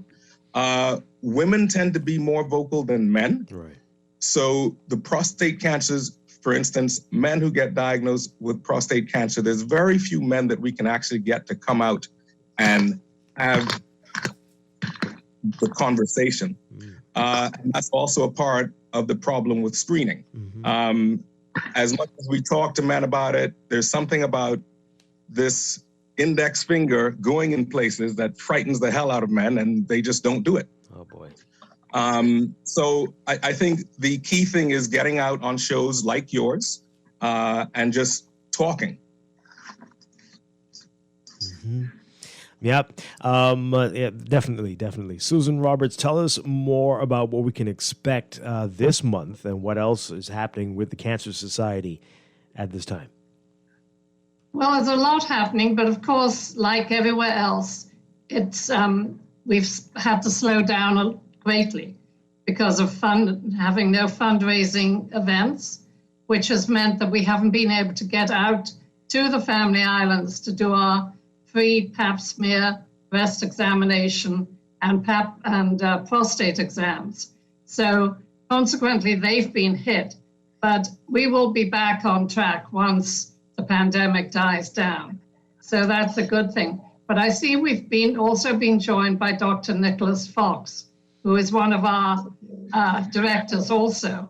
And I think Dr. Fox can help on this subject of why don't people come in early and be diagnosed. Dr. Fox, welcome. Great to have you with us. Good morning. Good morning, Bahamas. And good morning, Ms. Roberts. Morning. A lot of Bahamians are afraid, and of course, as you know, people spread negative rumors about getting screened for cancer, and a lot of people equate the diagnosis of cancer as a death sentence. I know when I was diagnosed with cancer, even as a physician, you're terrified because you don't know the outcome. So a lot of people are afraid to come in. But I think if we spread the word that cancer is definitely not a death sentence, and once it's detected early, like Dr. Curling said, you can get 100% cure rate and you can go on to live a normal life. The thing is getting that word across to everyone and ensuring that they're comfortable in being screened and they're comfortable with their physician, so that if this cancer is detected, they can be referred to an oncologist and be dealt with in an appropriate, timely manner. Yeah, no, that is definitely helpful. All right, so I want to talk about the impact that you mentioned it of not being able to do fundraising in the typical way as a result of COVID. What has that done for the society's bottom line? What impact has that had, and the services that you offer? That's a good question. What has happened to the bottom line? Well, obviously, it's suffered a lot. So. But people are very generous, as you know. But of course, we're talking about following after Dorian and the pandemic. So it's very hard now at this stage to be fundraising. Although we will be having a virtual ball on May 29th, and that's being organized at the Society. And you could phone there, or it'll be on our webpage, and find out about it. I mean, it's how you have to do things today. Wow. We did one on New Year's, and it was all fine. It was all good, and people will help in that way. And they want to stay home, obviously. They don't want to mix with a crowd of people. So it works very well. So that's what we're doing. So, but what I would like to just do here is pay our respects to Dr. John Lunn, because he was very much part of this society getting off the ground. He actually, I worked as a yellow bird volunteer at the Princess Margaret Hospital in the early 70s. And it was Dr. Lunn who said to me, come on now, Susan, you shouldn't be working here. Let's get you to start a cancer society. And the idea had been planted by Dr. Ivor Fix, who came over from Mount Sinai on Miami Beach, which is where our patients used to go for their radiation. Now, of course, the whole scene has changed. But when Dr. Lund started out, he was basically the only oncologist on the island. And he covered a huge field, but he was such a pioneer in this field, as has been seen by his involvement with the BRCA1 and BRCA2 genes. And that little group had to come to a grinding halt for lack of funding. But, that's still very much in our minds, and we would like to start it up again. But unfortunately, it's a fairly expensive enterprise. Yeah. But this is the sort of thing the Cancer Society can do. But we also, so to Dr. Lund's widow, Sonia, and his sons, I send all of our sympathy. Yes. Because I know how difficult it is, and I know that they've lost a very fine husband, parent, and I feel very sorry for them. Yes, absolutely. So I'd just like to honor him in this way, because he was a great pioneer in this field. And consequently, since that early day, there were, I think, 7 more oncologists, Bahamian, in the country. Wow. Dr. Curling, maybe you can correct me if I've not got the number right. I think I'd have to sit down and actually write them all down, but the number has increased vastly. Yeah. I'd also like to comment, because Dwight, you brought up the issue with the COVID vaccine, not the vaccine, but COVID in general, right?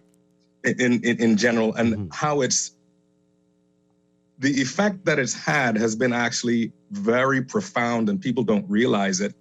But when hospital beds are occupied by people that are sick with COVID, it means that surgeries get bumped back months, weeks at times. And people get significant delays in their diagnosis and in the treatment. The other thing that's really had a big effect is that people have to travel from the Family Islands back and forth. And now to travel, when you add in the cost of the testing, that's actually stopped some people from flying in. So the pandemic is real. It is having a huge effect. We have had several of our cancer patients pass. So I would really encourage people to take this COVID pandemic really, really seriously, to mask up, to think of others that are around you, because you may be healthy and be fine, but you don't know what the person next to you has. Right.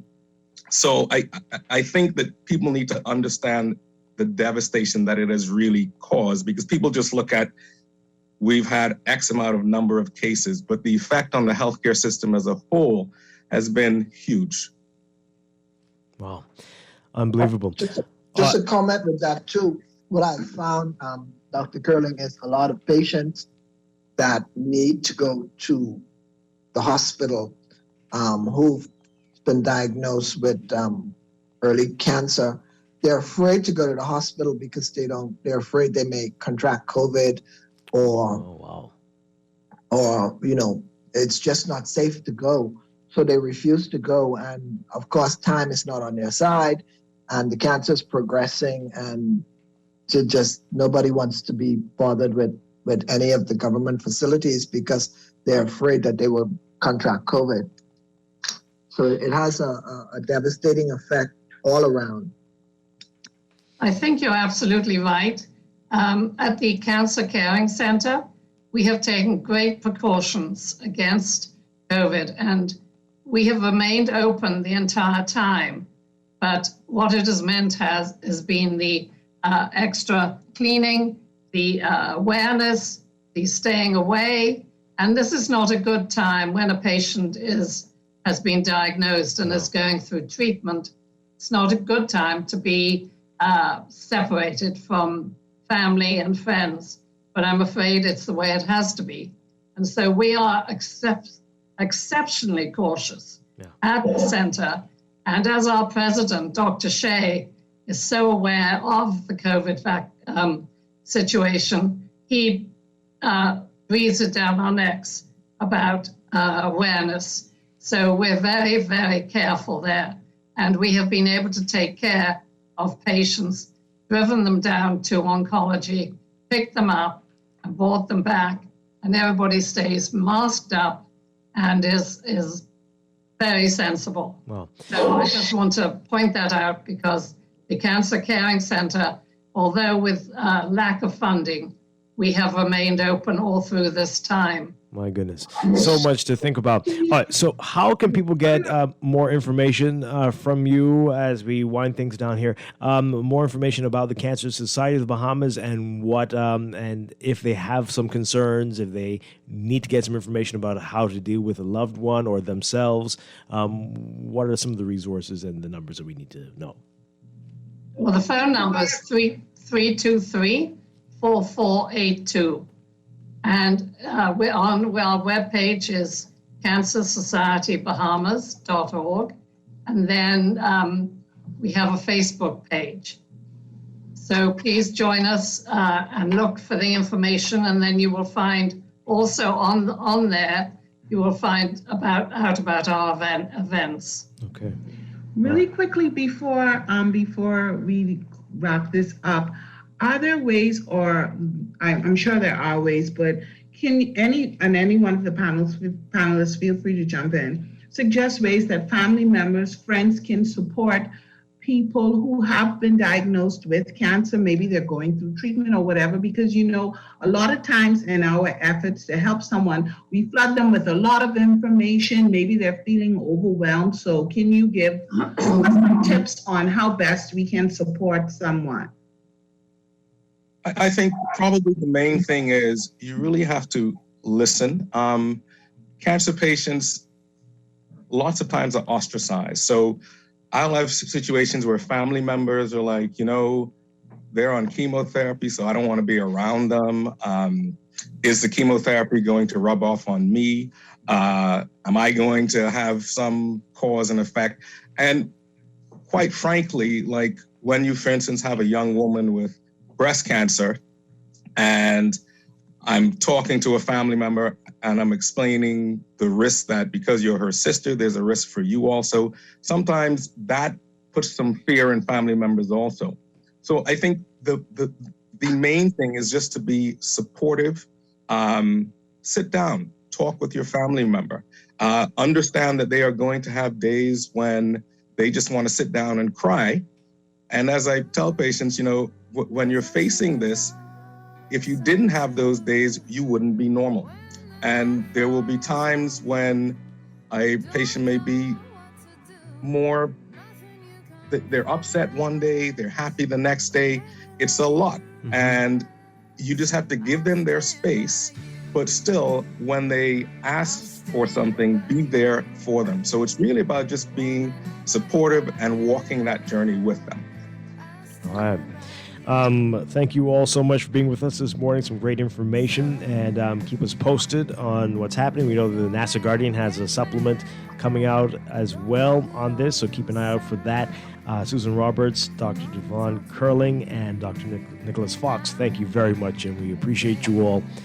And thank you to the great work of the Cancer Society of the Bahamas. Thank you so much. All right. Thank you, too. Have a good day. Yes, we're going to take a break and be back with Morning Blend Business. Stay with us. To choose, let me come along. 'Cause even if you're wrong, I'll stand by you. I'll stand by you. Won't let nobody hurt you. I'll stand by you.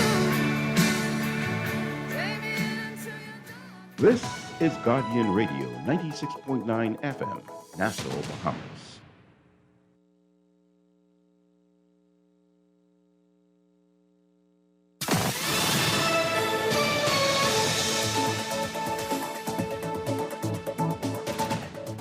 This is the Guardian News Network update on the hour. Hello, everyone. I'm Charlene Ferguson. COVID-19 continues to negatively impact this country's economy, with government now having borrowed $2.3 billion since July 2020 to meet its expenses. According to the Ministry of Finance's third quarter snapshot, $194.9 million was spent on various programs and initiatives to assist families and businesses during this pandemic. Lingering restrictions on travel and business led to a 30% drop in total revenue in the last 9 months. Departure tax fell off by $103.6 million to just $5.9 million collected, and revenue from customs and other import duties also fell by $60.4 million to $134.2 million. Government was able to trim capital expenditure by 15.2% to $168 million.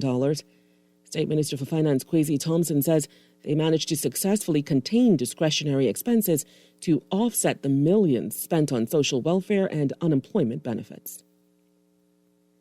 In other news, PLP Chairman Fred Mitchell has accused Deputy Speaker of the House of Assembly Don Saunders of breaching the parliamentary privilege of PLP leader Philip Davis and Anglerston MP Glenys Henna-Martin when he had Davis named and both MPs removed from the floor by the Sergeant-at-Arms last night. They were escorted out after Davis refused to yield to the Deputy Speaker, whom Davis accused of failing to serve in a manner deserving of respect. Davis was defending Henna-Martin, who accused Saunders of disrespecting her after Saunders repeatedly refused to permit her to object on a point of order to what she claimed were misleading statements made by the tourism minister during his contribution. This morning, Mitchell said Saunders strayed from normal parliamentary practice when he excluded both MPs from the House, adding that the Deputy Speaker was trained to know better. And there were 57 new COVID-19 cases Tuesday. Health officials report 51 of those were found on New Providence, 2 each on the Berry Islands and Long Island, and 1 each on Grand Bahama and Exuma. Total cases since the start of the pandemic now number 10,659. That's what's making headlines at this hour. Stay with us. AP Update is next. Beulah, gal, can you believe this? We are now the patrol queens of the neighborhood. We now large and in charge. So we need to check out what's going on in everybody's yard. What about that gun that we know that Junior and his homeboys just ran out? Can we report that too? Of course we can. But we could be in deep trouble if they find out. We need to report what we see, Beulah. When you call Crime Stoppers, they just answer your call in Miami. So then we can report everything? Guns, where they hiding the drugs, who shoot who part of which gang, or who disturbing the peace with the loud music and the motorcycles. Then our neighborhood will be the best in the Bahamas, and everybody gonna want to come live here. And then our house price will go up, gal. So what we waiting on? What's the number? If you see something, say something. Let us all pitch in and stop the crime before it's your time. Call 328-8477 from Nassau or 242-300-8477 from the Family Islands. Or text us through the Crack Crime Bahamas app. Stop the crime before it's your time. Meet Jackie. Jackie's a hard worker with a steady income, but she has a personal loan and multiple credit cards to pay off. To keep her account current, Jackie opted for a loan from Fidelity Bank to consolidate her debt into one monthly payment and earn interest on a built-in savings account. Be like Jackie. Call 356-7764 to book a complimentary financial coaching session. Fidelity also offers virtual assistance. Fidelity, we're good for you. This traffic report is brought to you by Shield Insurance and Prudential Loss Adjusters. Final look at traffic now. For the most part, traffic came, did what it had to do, and got out of there. Impressive movement out of Gladstone Road in the past hour. Some Alabama Highway still struggles a bit, but the delays are not extensive from getting out of there at all. Obvious improvement on the amount of traffic that's still left on those exit lanes getting out onto Tony's Million Dollar Highway from Carmichael Road, but they're doing well over there. Quite nominal flow getting through the traffic light at Blue Hill Road. Still at the top of the hill at Blue Hill, it slows a bit, getting into the roundabout below Tony's Million Dollar Highway.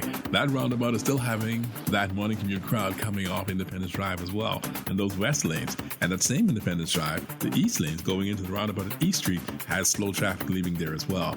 That East Street roundabout is slowing the traffic that's coming in from East Street South. The ride doesn't get any better until you cross Robinson Road heading into the inner city using the northbound lane.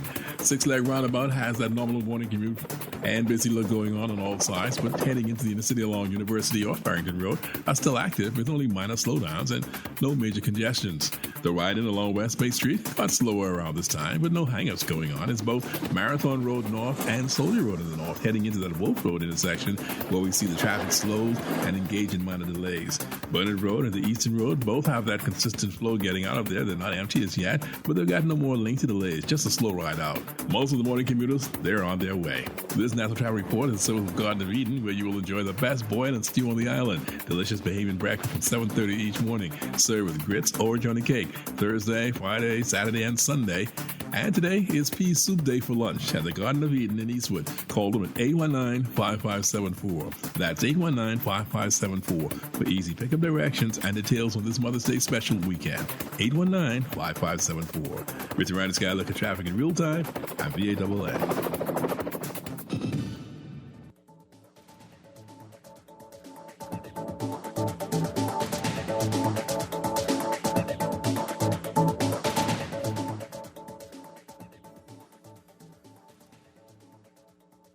This is Guardian Radio, your station for up-to-the-minute news, intelligent, interactive, and engaging conversation. 96.9 FM. The views and opinions of the hosts and guests are their own and do not necessarily reflect the position of the management and staff of Guardian Network. Wake up, it's a new day. Wake up, it's a new day.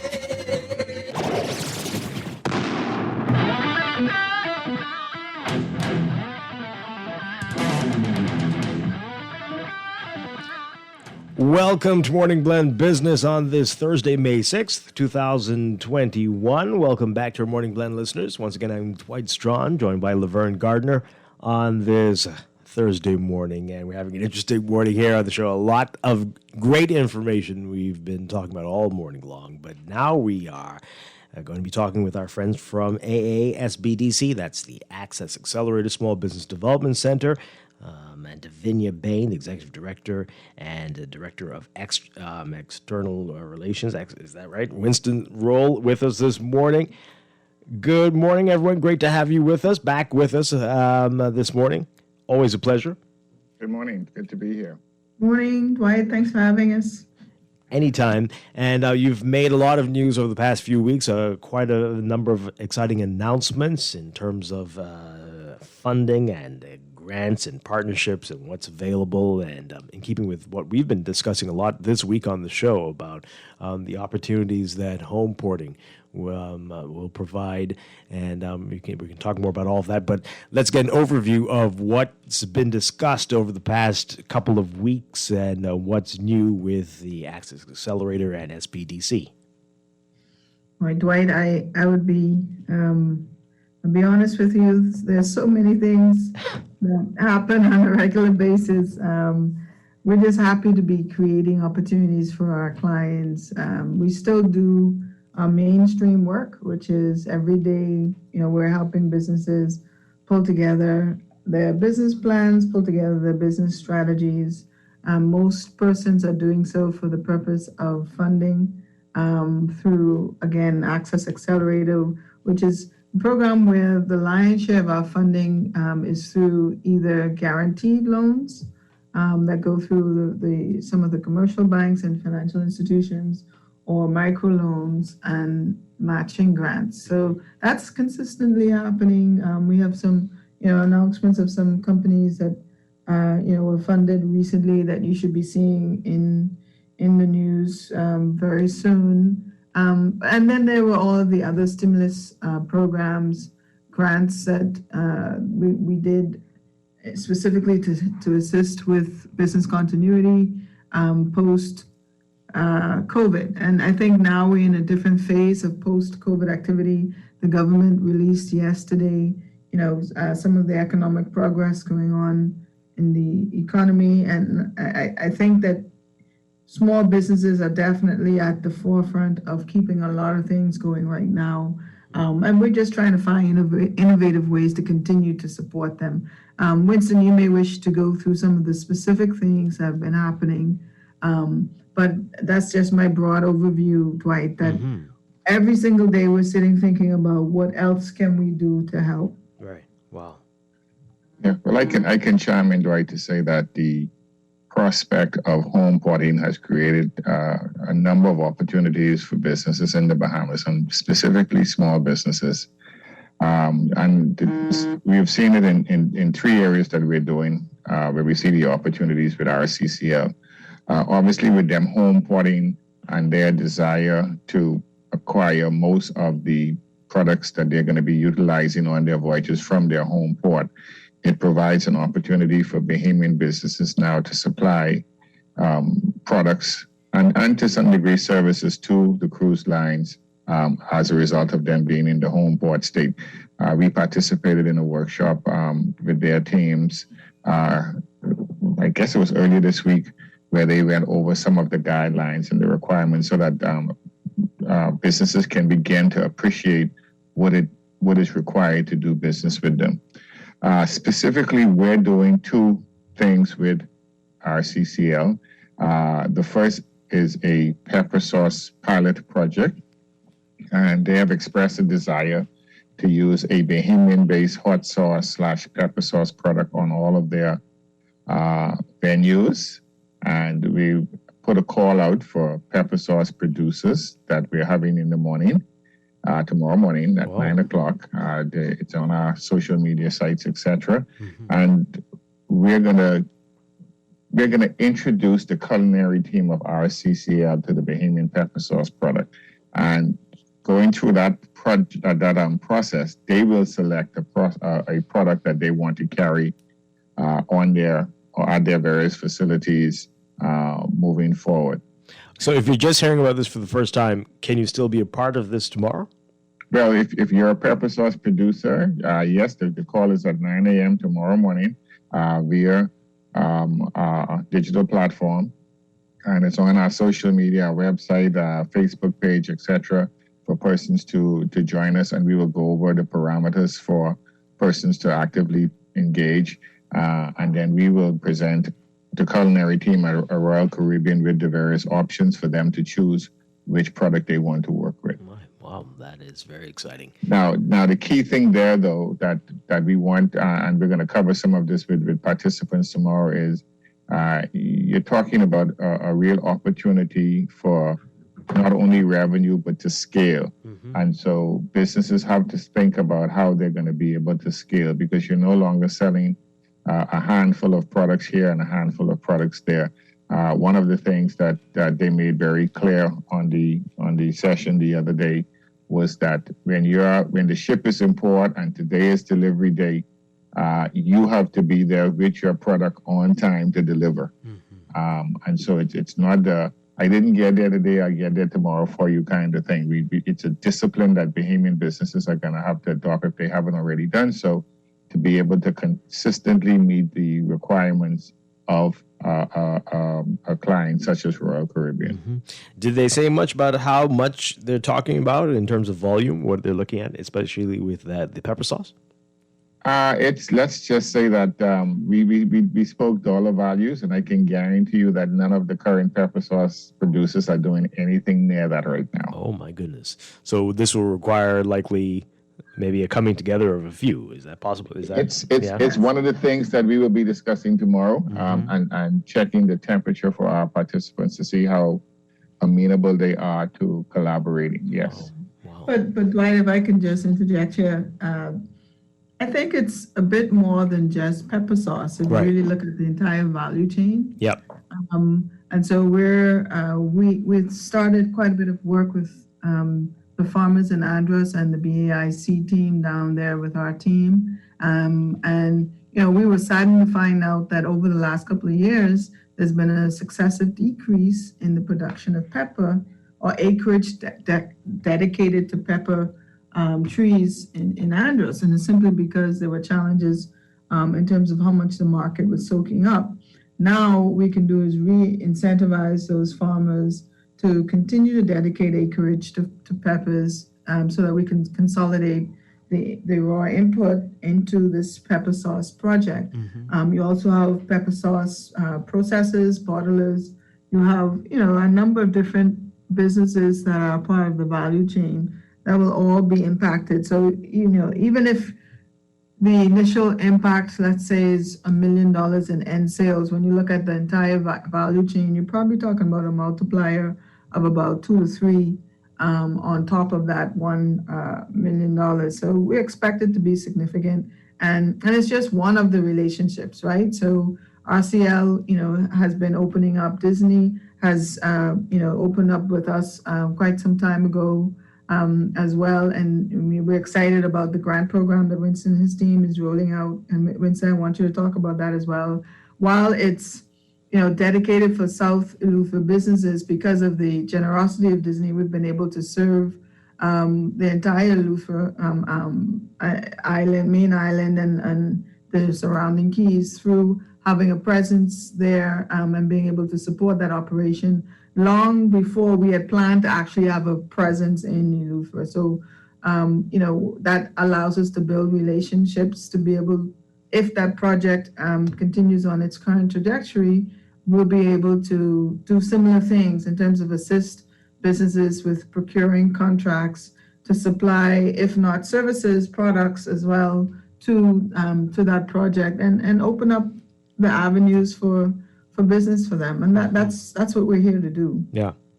All right, so I want to go back to the pepper sauce just briefly for a moment. So if you are on a small scale doing this now and you hear of an opportunity like this, how can the Access Accelerator help you? I know this is a short period of time, but maybe let's say the next opportunity that comes up. How can the Access Accelerator help you to become the type of business that could answer the call for such a project going forward?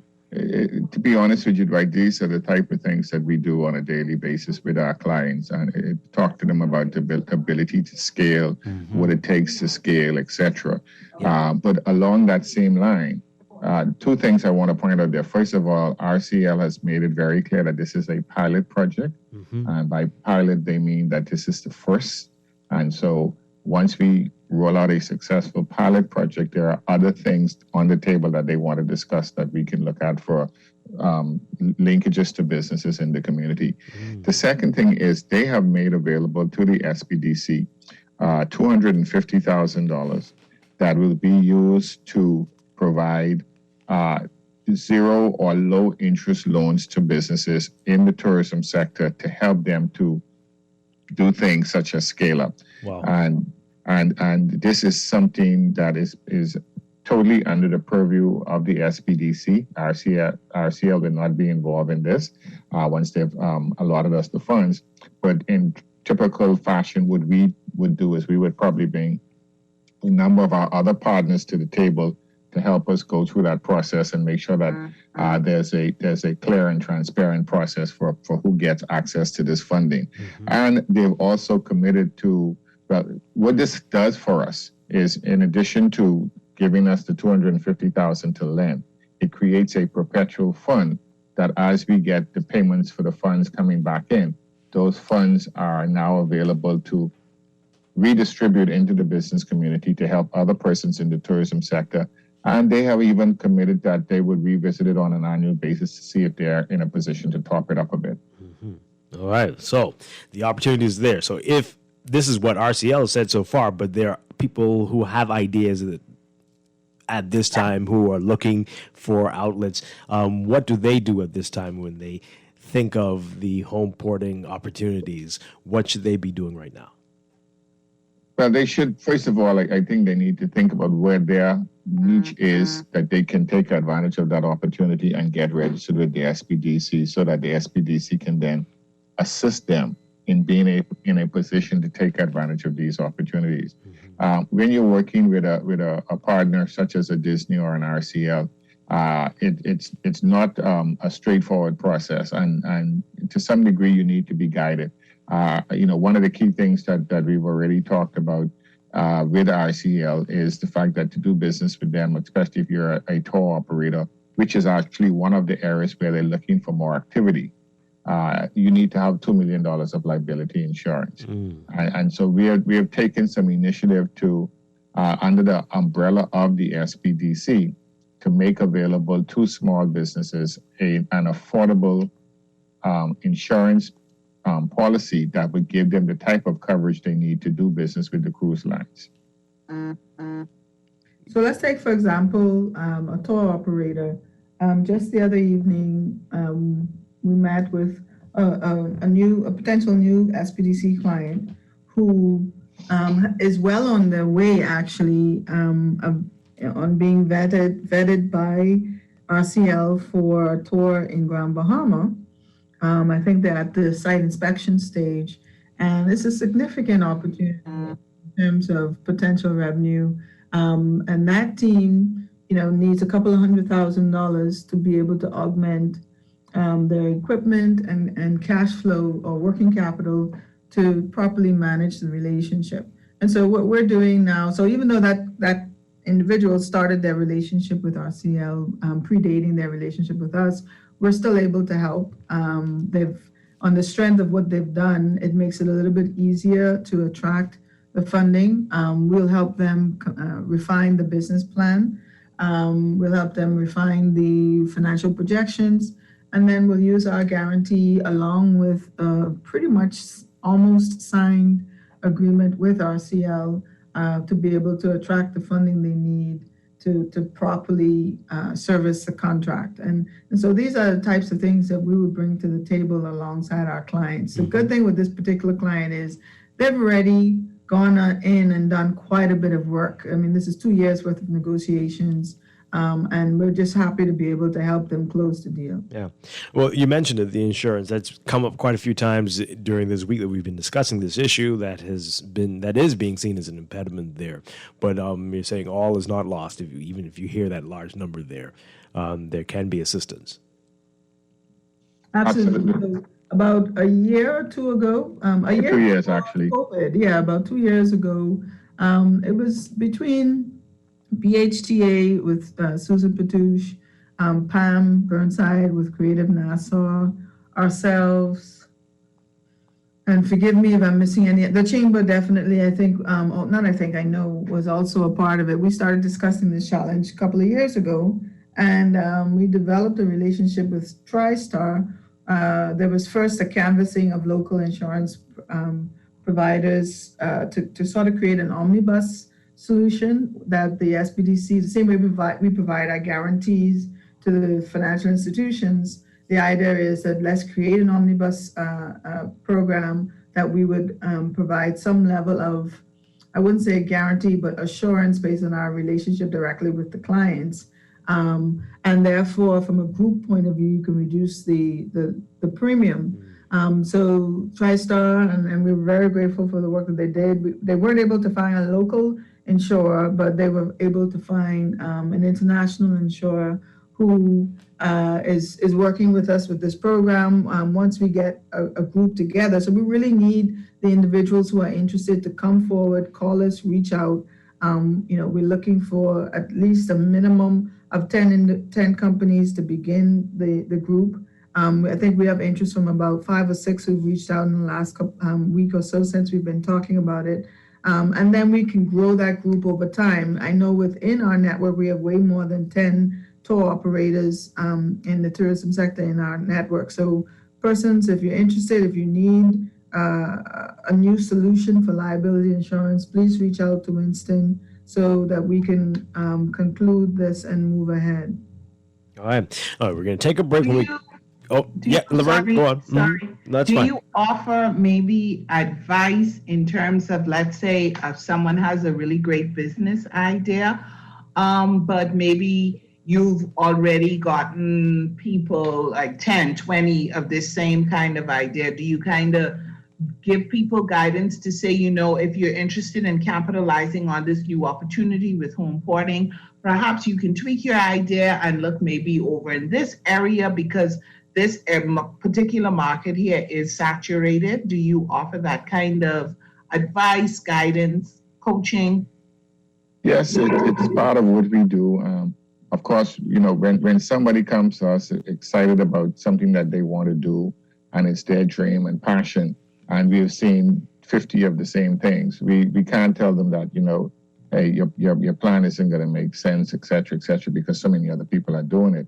One of the things we try to do is steer people to do their market research, understand who your competitors are, and then come back and reflect to us as to what's going to make you stand out differently than the other 50 people in the industry. In some instances, it turns on the light into people's head that says, you know what? Boy, that sounded like a good idea when I was laying in bed thinking about it. But now after I've done the research and see what the opportunity really is, it's probably not the best thing for me to do, and I probably should look at another option. Of course, they may come back with something that does make their option very, very unique, and then we figure out how to accentuate that so that they can really set themselves differently from the other persons in the market space. All right, so we're going to take that break. When we come back, we want to hear more about those grants and what else is available to people at this exciting time in our development, and what more we can expect from the AA and SBDC over the next few months. This is Morning Blend Business on Guardian Radio 96.9. Stay with us. You need a hand, I can show you this. I can help. I got two strong arms, I can help. It would sure do me good to do you good. Let me help. You invest in your children, your home, and your community. But are you investing in your financial future? At CFAO, we specialize in investment management, retirement planning, mutual funds, and private wealth management. Our team of experts never stops helping you plan for tomorrow. Because tomorrow begins today. Call us at 502-7010 to see what our financial advisors can do for you. CFAO, growing wealth for future generations. Wait, why you look so mashed up like clothes at the washer? No, boy, just a hard day, boy. Hard day? What happened? The breakfast lady ran out of tuna and gritty. We need to start joking about everything, you know. This serious, boy. This real serious, boy. Wait, what's serious? Tell me. All right, well, today, boss gave us, boy, one big contract. And nobody else get a chance and nobody say nothing. Boy, you know that ain't right. You know government contracts ain't supposed to go that way. Yeah, but nobody's saying nothing. Boss man just tell people to sign the papers, then he send me to meet his boy downtown and collect this envelope. You need to tell somebody. You need to become a whistleblower. You know I's a real man, but I never blow no whistle. I be drunk all my life and drunk, you know. No way. A whistleblower is someone who tells people what they see when they see something wrong happening at work. But I ain't no whistleblower, and I ain't no snitch. I still white there, you know. But ain't nobody can know it's you. All you gotta do is call Crime Stoppers, or you could text them from inside the Crack Crime Bahamas app. They don't ask about you. And your call goes straight through to Miami, so nobody know you is. And if you text, your message get mixed up like Kong salad. Call 328-8477 from Nassau or 242-300-8477 from the Family Islands. Hello, sir. Your credit card bill is due. Hello, sir. It's time for your monthly loan payment. Tired of creditors pounding at your door? Sign up for a debt consolidation loan from Fidelity Bank and consolidate your debt into one low monthly payment. What's more, you will also earn interest on a built-in savings account. The pandemic has curbed many freedoms, but at Fidelity, our focus is to help regain your financial freedom. Visit a branch or speak to a Fidelity Bank at 356-7764. COVID safety measures in place at all branches. Fidelity, we're good for you. This is Guardian Radio 96.9 FM. Fresh news, smart talk, all day.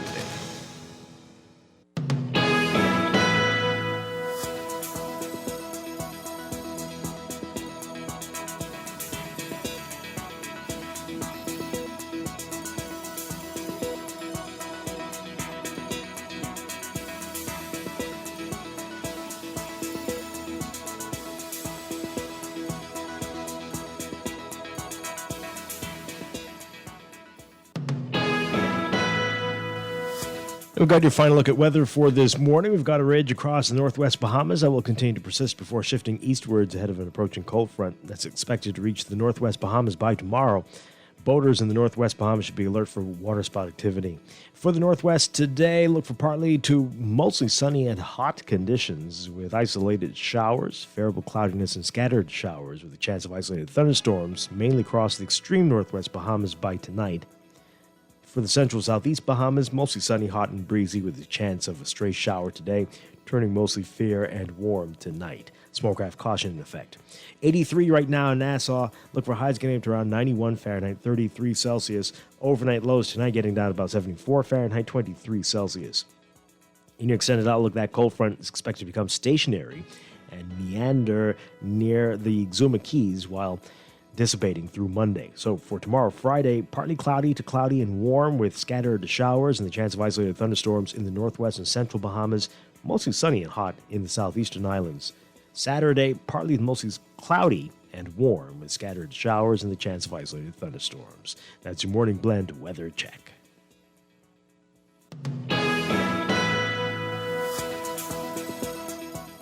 This is Guardian Radio 96.9 FM. Fresh news, smart talk, all day. Wake up.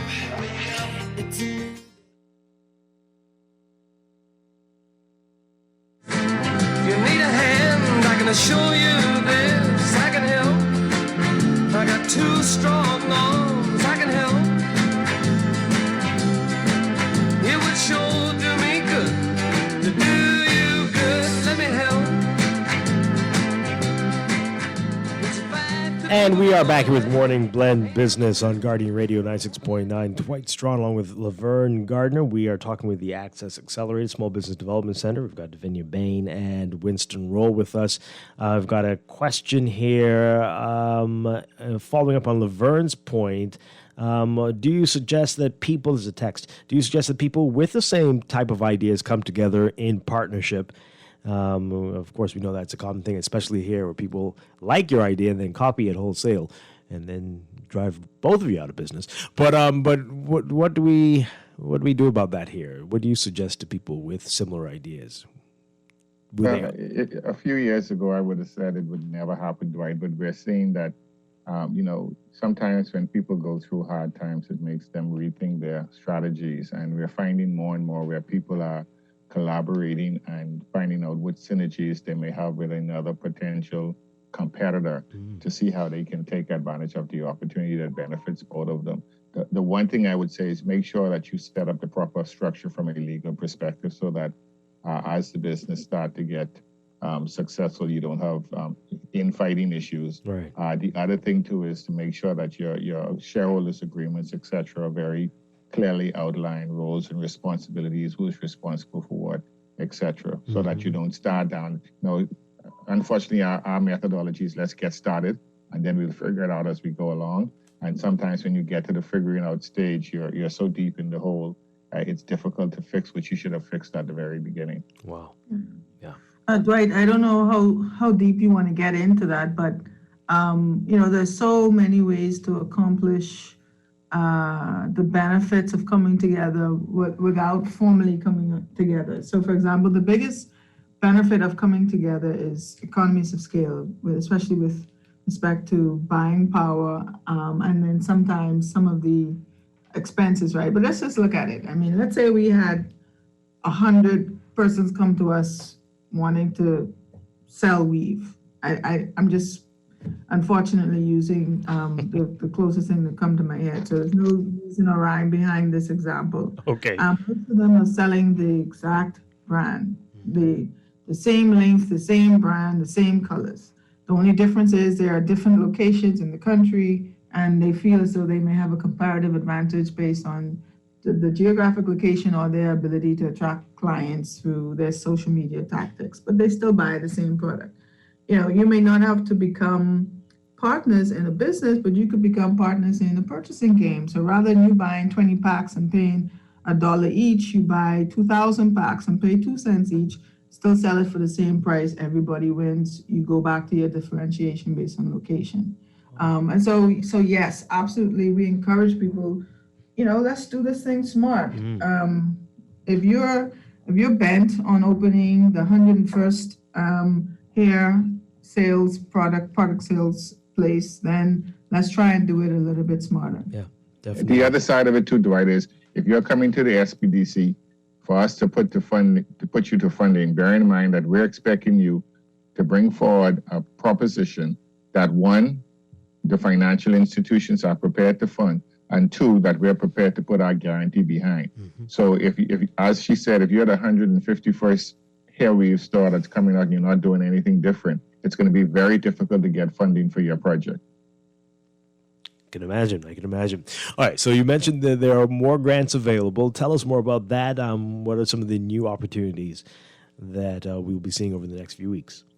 So before you jump into that, Winston, let me just say that it's been really unfortunate that individuals who've applied for the grants, rather than being motivated by the process, some of them were discouraged by the process because for whatever reason, everybody felt entitled to get a grant. Folks, that's not the case. We had easily over 5,000 people between all of the standalone grants that we provided apply between the 3 rounds. And in total, I think we probably had about just under 1,000, under 600 between the 3 programs were funded.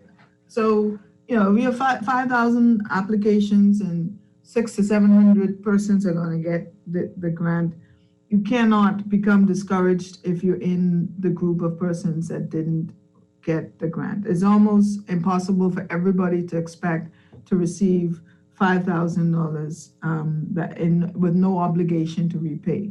We want to remind persons, so the work that you've invested in getting a grant, take that, go a little bit further, finish your business plans, either with us or BAIC or any of our other partners, and then let's look at other forms of funding. And we have, a guarantee pool available of $25 million from the IDB, and then another announcement for another large amount will be made very soon. And so there's funding available. It's not going to come out as grants. As a matter of fact, I think we did maybe $2 million in grants. We had only planned to do $500,000 in grants. So if you want to fight over the $2 million, that's unfortunate. Let's get you squarely planted into the larger vision of what you want to do with your business. Let's go through the hard work, finish the business plans, and properly capitalize your businesses. Okay. All right. I want you to go into the specific grant programs that are still available, please. Yeah, but the specific grant program that we're going to be launching next week is specifically related to the Disney initiative in South Eleuthera, where Disney has committed $155,000 in grant money that we are going to have registration for persons in those constituencies opening up next week. And one of the conditions of accessing the grant is having to go through a training class that we will be conducting in South Eleuthera.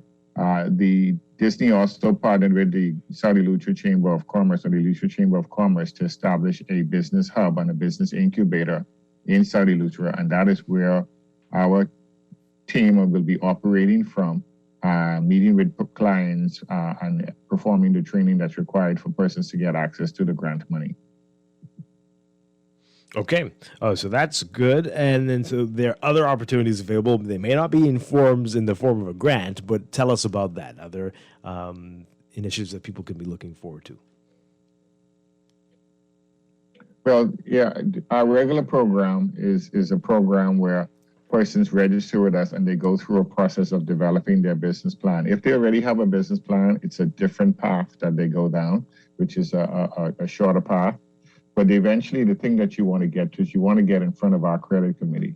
And when you get in front of our credit committee and you get past the credit committee is like a Shark Tank, where our team of advisors, which also includes some of our directors from the board, they ask you questions about your plan to make sure that what you're proposing in there makes viable sense. And of course, to make sure that you have the skill sets that are needed to execute the plan. Once you get past the credit committee, that plan is then farmed out to the various financial institutions to see who may have an interest in funding that plan and getting you mobilized with your project. Again, this is the plan where we affix our guarantee. And as Devenia stated earlier, we have some $25 million in IDB money that's available for us to assign as guarantee to these types of projects. So that's even further incentive for the financial institutions to lend, because we have significantly mitigated their risk in terms of investing in your project. Yeah. You've mentioned quite a few family islands already so far this morning. Are you seeing this? Is there a trend developing that people are coming to you with your ideas for the family islands and heading back to the family islands? Is that what we're seeing here, or not quite as yet? Well, we've seen a bit of it. We'd like to see more of it. Obviously, persons need to look at it from that perspective, in that, my hometown is X, and I'd like to get back there. There may not be the level of economic activity that I could justify going back now, But if I go and I do my own thing, if I go and I do set up my own place where I can do an Airbnb, or I can sell something to the cruise lines, etc., that there may give persons the impetus that they need to relocate back to their homeland and do it without substantially or in any way negatively impacting their revenue streams. Yeah. All right. We are running out of time. So final words on these opportunities that are presenting themselves right now, what people need to be thinking about, what they need to be doing at the moment to take advantage of this. The key things is to try and spend time honing your ideas, looking at the real viability of your idea before you get to putting it in. I can't stress enough the need to plan, the need to do your market research, and to understand who and where your competitors are, because it may not necessarily be a local competitor. So you really need to know what is going to make your product or service stand out as it relates to your competitors, so that you can be successful. And even if you're not ready to move just yet, you should sign up with the SPDC, get on our wait list, because there's lots of information that comes out through our network on a daily and weekly basis. And if you're not a part of the network, you may be missing out on some very valuable information that can help you move forward. Mm-hmm. Davinia? The only thing I would add to that, Dwight, there are some people who, are saying that they are waiting for some responses from us. I really want to beg anyone listening, if there is something that is unresolved, some point that you want to discuss with us, please reach out through our help desk, through our website, through any of the numbers available there. Let's stay in touch, stay connected, so that we can work through whatever business development strategy that you require. I don't want people to stay far. We may not know that you haven't received our communication, so please, if you are waiting for some response on something, even if you have to, email me directly, which my team members are going to kill me for saying it, but if that's what's required, davinia.bain@sbdcbahamas.com. Reach out to us to ensure that your business can continue to flourish in partnership with us. Okay. And very quickly, people are asking for the information again about the pepper sauce tomorrow. What do they need to do? What do they need to remember? If they go to our website or check our Facebook page, there's information there on how to register and be a part of the session in the morning at 9 a.m. Mm-hmm. All right. So time is going, and that's accessaccelerator.com. Is that right? accessaccelerator.org. .org. Okay. .org. And Access Accelerator Small Business Development Center Bahamas on Facebook, and at SBDC242 on Twitter. All right. Wonderful stuff. There's a lot of great information and exciting opportunities at hand. Davinia Bain and Winston Roll, thank you very much. Always appreciate talking with you. Okay, thank you. All right. And Laverne. Yes. This was a busy morning. A lot happening. It was, but it was a good morning. Yes, absolutely. Great conversations. All right, and that is it for us today. Folks, pick up today's Guardian Business section and read more about the business stories. And Morning Blend Business, brought to you in part by CFAL, growing wealth for future generations.